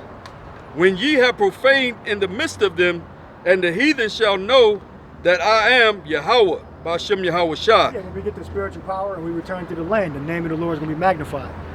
Both Yahweh and Yahushai. Go ahead. Yeah, as a matter of fact, that destruction that's going to come is going to magnify the name. It's going to begin there. That's what's going to put the fear of the Lord is going to be put back on the earth through that horrific destruction that's going to take place. Like the Lord's name was magnified after we were led out of Egypt. It's going to be magnified even greater being led out of this Egypt, which is spiritual Egypt. That's right. It's going to begin there. The name of the Lord is going to be magnified through that terrible destruction. Go ahead. Said the Lord Yahweh, the Almighty Power. Verse are you on? God, this is verse 23. When I shall be sanctified in you before their eyes. Verse 24. Sanctified. He's still filthy. And he's going to remain filthy until he's burnt up in a pit. Go ahead. For I will take you from among the heathen and gather you out of all countries. For I will take you among the, that's Yahweh Ba'ashem Yahushai. All right, not the Americans, not the British, not the United Nations. It says, I will take you from among the heathen. Go ahead. And will bring you into your land, Salaki, and will bring you into your own land. Then will I sprinkle clean water upon you, and ye shall be clean from all. That doesn't apply to Esau, Edom. All right, absolutely not. Way off. You think they the people? You're way off. All right. This is the prophecy when Israel returns to the land. Go ahead. From all your filthiness and from all your idols will I cleanse you. Tel Aviv, they're getting help from heathens, apparently, from Americans, Goyim, Edom. So they can't be the people. It's impossible. What? A new heart also will I give you, and a new spirit will I put within you. Right. And I will take away the stony heart out of your flesh, and I will give you an heart of flesh. And that's the nail in the coffin right there, that verse. All right? That verse right there implies and says directly, really, that the law is going to be put in your inward parts. And you're going to be perfect. All right? So that's going to happen simultaneously when the true biblical Israelites return to the land. We will be given a heart of flesh. All right? I forget where that is. That in Jeremiah? Jeremiah 30. Jeremiah 30? 31? Yeah. Jeremiah. So Ezekiel and Jeremiah are on the same page. They got the same prophecy, just expressed in a different way. All right? They're prophecy spirit. All right? 26 verses, the nail in the coffin is they are not the people. 100%. They do not have the heart of flesh. The law is not within their inward parts. They're not perfect. You got them. Some of them are midgets. They look like cavemen. Like, come on. They look like the degenerates. Some of them look like monsters. You know. They obsessed with jewelry and gold and silver. They obsessed with it. You know. House look. Yeah, like that rat look. So I mean. They worship Saturn. Saturn, Hashem. You can't pronounce the name of the Lord, but how are they going to call on the name of the Lord if they can't pronounce it? You know? How are they going to circumcise babies with their mouth and have nude beaches? They suck the blood up to prevent infection, but it gives infection. They suck the blood up. So how can they have the new heart? That's a new heart? If that's a new heart, then what the hell does the old heart look like? If that's the new heart. Read 26th verse. Verse 26. A new heart also will I give you, and a new spirit will I put within you. And I will take away the stony heart out of your flesh, and I will give you an heart of flesh. Verse 27. Doesn't apply to the so-called Jay, the little hat guy. Impossible. Absolutely impossible. Good. Or any of the heathen. Yeah, any of the heathen that are dwelling there. You got the Arab Egyptians thinking they actual Egyptians. Fucking dumbasses. Fucking Egyptians. Egyptians are tall black Africans. Good. And I will put my spirit within you, and cause you to walk in my statutes, and ye shall keep my judgments and do them. More nails in the car. Not talking about the so-called Jays. Aren't there a secular government, right? Secular. Yeah. Well, that has a specific meaning. True Zionists are biblical Israelites that believe in the Father, the Son, and the Holy Spirit. They're Edomites. All right, they want the land for themselves. Edomites, they want the land for themselves. And really, it's going to end in their total destruction. But they're not going to get the land. The land is going to be in the thermonuclear fire. That's what the land is going to end up. All right? And some of them are going to try to escape to space. Some are going to try to escape to underground and other countries.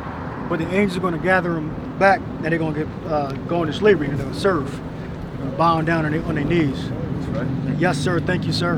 Because sir is short for master. Or Mr., Mrs. is master means master. Thank you, sir. Yes, sir. Thank you, ma'am. They're gonna learn respect. But right now, the Ezekiel 36th chapter totally proves beyond a shadow of a doubt that they are not the people. That's right. Beyond a shadow of a doubt. So if you want to precept on proving that they're not the people, you go to Ezekiel 36th chapter, and the whole chapter is good. All right, whole chapter is good. Anybody got a precept? Because we're about to wrap up. Nah, I was just thinking about Thessalonians, because when that new heart is given, we're going to be changed in the twinkling of an eye. So where's the time where they were called up hither, okay, and ascended into a cloud, which is really a supernatural vehicle known in the scriptures as a chariot? When did you see these people ascend and be changed in the twinkling of an eye through supernatural means? Never happened. Never happened, because it hasn't happened yet, and it's going to happen, but to the actual people of Yahweh Bashem Yahushua, beginning with the elect men. Well, when Esau get abducted, because Ezekiel was abducted, you know, it tells you what he was a vision. Yeah. But when Esau get abducted, they beat the hell out of him. Apparently, Esau get abducted by aliens, all right, which the aliens are angels, the angels are aliens. They beat the shit out of him, and they do all sorts of crazy stuff to him. Yeah, fuck him up. Yeah, wasn't that what that movie, The Fourth Kind, was about? Angels fucking up Esau. John Williams, Close Encounters of the Third Kind. It was the original one, I believe, from the 70s, and then they think they made a new one too. Okay. Yeah, remake. Yeah. Same. That might be mispronouncing the title. I just remember that movie. You know, angels disguising themselves and then come out and just terrorizing their ass. Well, Esau, he's predictive programming, I believe. They tell you about the things they didn't know about. But the angels do that in different ways too. Yeah. Remember, the angels, demons are angels too. Yeah.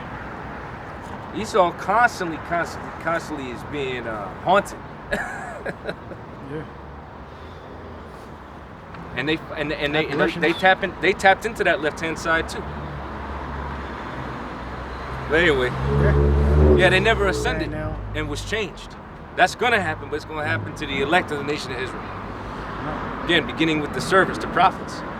And you know he's a liar, because you look into what the people look like in the manner of the Israelites. They don't fit the description. What the people look like in the manner of the Israelites. It says Jacob was a plain man dwelling in tents. Esau don't fit the description. You basically line all the lines up, man. Esau, you don't start putting X's beside so-called white man. X. And then on Jacob, so-called black Latinos, Native Americans, start writing the Nike marks. 23 and 5, it says, behold, the days come, saith Yahweh, that I will raise unto David a righteous branch, and a king shall reign and prosper, and shall execute judgment and justice in the earth. So Esau, where's Esau king at? Where's Esau's Messiah at? Where is he at? And his bombing every building in Palestine, that's executing righteousness apparently. You know? You should be able to snap your finger and you take their souls. You know? But they can't, you don't have that power yet. Or at least that they're not willing to use. If they had it, just use it.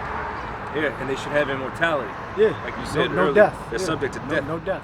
No death, which means also no sickness. All right? You won't be able to get sick. All right? Go ahead. It says, in his days, Judah shall be saved, and Israel shall dwell safely. Yeah, the 12 tribes coming back together. So it's impossible for Esau Edom to be the true people of the Bible. The Shemites that go back to Jacob. They don't even know the tribes. Right, yeah. They'll blow up Rand's horn and say, Ephraim, come home. Like, come on, man. That's fucking stupid. Ephraim, come home. You know. But so long as they worship, as long as they worship money, and as long as they worship money, they can never prove. They can never prove that they're the people. They worship money. But Wisdom of Solomon said that they accounted our lives to be of very little value. I forget how roughly paraphrasing. All right. And their God is mammon. As money is power. And Israel shall dwell safely, and his name is whereby he shall be called the Lord over righteousness, or Yahweh Shah. And it says, verse 7, therefore behold, the day is come, saith Yahweh, that they shall no more say, the Lord liveth, which brought up the children of Israel out of the land of Egypt. But the Lord liveth, which brought up and which led the seed of the house of Israel out of the north country. Eric, what I'm saying is Esau never ascended, so he can never make claim to that. All right, and that day's not coming for Esau. But Esau's going to ascend. All right, go up. Says the name of the Lord is a strong tower. Righteous runneth into it and is safe. Right. As a matter of fact, Zechariah, the 5th chapter, he told you through the spirit of Yahweh Shai that when them chariots come, it's going to be a curse unto you. It says the curse is in the house of the thief. And what's that? That's America, primarily. You know, so the Lord... Which is a sword. The sword, yeah. Curse, which means nuclear death. missiles and pure fire from Yahweh Shai and the angels. It says this is the curse that goeth forth over the face of the whole earth. And that's how vast the chariots is going to be. How magnifying, how glorifying, how fearful. And the Lord said he's going to take vengeance and he shall not meet thee as a man. So yeah, them ships are going to come to deliver his elect, but he's going to destroy you, Esau. The Lord's going to destroy you. They're still waiting on Mashiach. But he already came, so he's about to make a second appearance. Good. Yep. It says, the Lord liveth, which brought up the children of... When it says brought up, it means like they ascended. And when you look up the word brought up, which they're going to ascend into the clouds of the chariots, that's how they're going to be delivered. It says, the Lord liveth, which brought up and which led the seed of the house of Israel out of the north country, and from all countries whither, and from all the countries whither I have driven them, and they shall dwell in their own land. And then descend down to back down to earth. So Esau Edom never experienced that. He never will. All right. Now, when he tried to escape to space, he's going to be brought down from space to space stations or the lower orbit, not actual space, because Esau can't get out there. And all the images you see that of space are all 3D generated images. They're not real photographs from the. That's why Esau never takes a picture of the sun. All right, because Esau will have to start to prove more things. So he always takes very specific pictures. They're all 3D composites, and they keep hitting what space really looks like. That's part of their witchcraft, part of their lie. All right. We done? Oh yeah. All right. Here's your percent. It's Micah 4 verse 1. It says, but in the last days it shall come to pass that the mountain of the house of the Lord shall be established at the top of the mountains, and it shall be exalted above the hill, who shall flow unto it. And the mountains is governments. And the smaller hills are smaller governments, and which means that the house of the Lord is going to be established above all the governments in the earth. That's not the case right now, because they have adversaries: China, Russia, North Korea, and they got missiles and technology that basically can destroy their country. So it's not exalted above the mountains and the hills. It's fighting for that position. It says, verse 2, and many nations shall come and say, come and let us go up to the mountain of the Lord and into the house of the power of Jacob, and he will teach us of his ways, and we will walk in his paths, for the law shall go forth from Zion, and the word of the Lord from Jerusalem. And that's not what's happening right now. The nations are actually looking at it's not real and saying free Palestine. They have the whole world hate that place. What they teach in that place? How to kill babies? How to bomb innocent civilians? Pure wicked. The people not learning anything from them people but to not like them. How to take peace. It says verse 3, and he shall judge them among many people and rebuke strong nations afar off, and they shall beat their swords into plowshares and their spears into pruning hooks. Nation shall not lift up sword against nation, neither shall they learn war anymore. Wars and rumors of wars. What's happening right now? You gotta do is cut the TV, you see missiles flying every day. They building more missiles now. They saying America's out of missiles, so they in the factory right now building more missiles. They say you're gonna beat your swords into plowshares and your spears into pruning hooks. And then farming instruments. Nobody gonna learn war no more when the true children of Israel go back to that. Tend to the fields, the lands. Yeah, we're gonna be repopulating the earth, man. And the earth itself is vast. Plus, the earth itself is gonna expand after that. When this place goes through that destruction, the Lord is gonna also use that to expand the earth. Because the earth can't even contain all Israel anyways. These nations are going to be tasked with managing our land. Yeah, because the Lord said, because in my house there are many mansions. Yeah. I go to prepare a place for you. We're going to be going to different worlds. Going to go into different worlds, planets, universe, galaxies, whatever the Lord has out there in store for his beloved.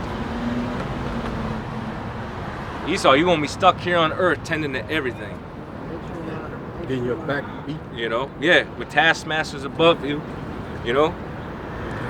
Sabians. Yeah. And then, you ain't gonna get no damn break. You like to be writing out, coachings and, like to harass Jake, Yeah, you gonna get it good, man. Yep. You like to reprimand, micromanage. Just wait. So we're gonna meditate terror. The time's gonna be slowed back down to it, all right? Yeah. It's gonna be painstaking. The time's gonna go very slow. Naturally, it does too when you're catching hell. But it's gonna really be slowed down. Right now, the Lord's speeding it up for the sake of the elect and for the sake of His name, for prophecy. But in our kingdom, it's gonna be a slow. You ain't gonna just walk. It's not gonna be like a walk in the park, man. 1,000 years, by the way. Edomites. That's right. Before your Obadiah 1 and 18. At least 1,000. You know, say reign with Yahweh Shai 1,000 years. Yeah, we gonna, like the elder apostles, you know, so we gonna get sick of looking at you. Yeah, man. We only thinking on a whole different level in the kingdom, boy. A whole, man. Right now, we, like I said earlier, we got them limitations on us. But we still spiritual men. Wait till the Lord really unlock everything to us. We're not gonna be thinking the way that we do now, man. We're gonna be thinking on a whole higher level. We're gonna be made gods again. Yeah, we're not gonna have the weaknesses and the infirmities that we got now. So we're gonna be able to enjoy everything and take our time with it. That's right. Everything's gonna be in a perfected state for our sake. Gone. It says, Haggai chapter 2 and 21, it says, Speak to Zerubbabel, governor of Judah, saying, I will shake the heavens and the earth. It says, and I will overthrow the throne of kingdoms. Yeah, you know, going to these different governments of these nations. It says, and I will destroy the strength of the kingdoms of the heathen. Yeah, they're, you know, different militaries. It says, and I will overthrow the chariots and those that ride in them. Yeah, obviously these modern vehicles that these militaries use, and you know those who pilot it. It says, and the horses and the riders shall come down, every one by the sword of his brother. So there you go, this going into Yahweh Bashim Yashai doing it. It says, and I will do it. So as the scripture say, wait ye upon me. So you know, Lord's going to be the one who brings down these heathen. Bring down the heathen and save his elect through supernatural means, by the way. Preset testify? Well, this is what's going to happen to them. Isaiah 63 and 1. This is the vengeance of the Lord, Yahweh Bahashim Yahushai. Who is this that cometh from Edom? And specifically it says Edom, with dyed garments from Bosra. If you look up Bosra, it's a port down in Jerusalem. These that is glorious is his apparel, traveling with the greatness of his strength. I that speak in righteousness, mighty to save, which is the Lord. Wherefore and that proves that you're going to be destroying one people and saving another. So it's not a universal salvation. Because that land has to be cleansed. Okay, Esau going to be destroyed, but the elect that are in the area or that are in America are going to be delivered. They're set up to be destroyed. Wherefore thou red in thy apparel, and thy garments like him that treadeth into the wine fat. I have trodden the winepress alone. So that's the Lord. That's the vengeance of the Lord. And Basra is a chief city in Edom. Yeah, Basra is a chief city in Edom. I'll let you know who was active, who was talking, and it said it, but it focused on Basra because Basra was a chief city. That's basically America. Yeah, that's that chief city. You know? Yep. Yeah, America is basically known as a city. Yep. Now you get that word city from the word citizen. And of the people there was none with me. For I will tread them in my anger and trample them in my fury. And I doubted that if the Lord loves you, He's going to be furious with you. I mean, I really doubt it. Tread your wine press. That means you're going to destroy everybody that's in the wine press. America is Babylon, It's a metaphor for you being destroyed, your blood being shed, you being taken out of power, you losing your strength, your kingdom, being brought down to desolation. And their blood shall be sprinkled upon my garments, and I will stain all my raiment. Again, that's a metaphor for the destruction that the Lord is going to bring. The Lord ain't really going to stain his garments, but it's representative of how much bloodshed, all right, the Lord is really going to do when he returns. Isaiah 66:15 says that the slain of the Lord shall be many. But he's going to do it through what? Through supernatural means, concentrated fire, you know, great power. For the day of vengeance is in my heart, and the year of my redeem is come. So the Lord's gonna rule, regardless of anything. Whatever ideas you guys have, vain opinions, that's okay. The Lord's gonna rule. That shall be it. Yep, well, we got a precept we're gonna close on. That's it. Last one. All right, Khan, this is Obadiah chapter 1 and 16. It says, for as ye have drunk upon my holy mountain, so shall all the heathen drink continually. Which is the punishment, slavery, destruction, and to basically be ruled over by the Lord's people. And it says, yea, they shall drink and they shall swallow down, and they shall be as though they had not been. Yeah, so they're not going to be like great as they are now. Like Moab is great, Ammon is great, the small hats are great. They're going to disappear from history. So they're no longer going to have that name that they have now. It's going to be all about Yahweh Shai and his people Israel. And they're returning back to their slave. Yeah, they're going to be servants. Moab, my Waspod. Yep, they're just going to be just servants, man. That's it. That's going to be their name forever. Subjects. Subjects to the rulers of the kingdom of heaven, to the Israelites. They're gonna be that nightmare that goes away. Yeah, yep. And the whole book is dedicated to them. That was Alright, that's everybody out the done, which means face to each. Keep all under glory and praise unto Yahweh Ba'Shem Yahushai Ba'Shem HaKadosh. double honors unto our elder apostles and elder bishops, great Millstone, who rule well. A hearty and sincere shalom to all the hopeful elect. I hope you're edified this live stream. Till the next time, we say shalom. Shalom.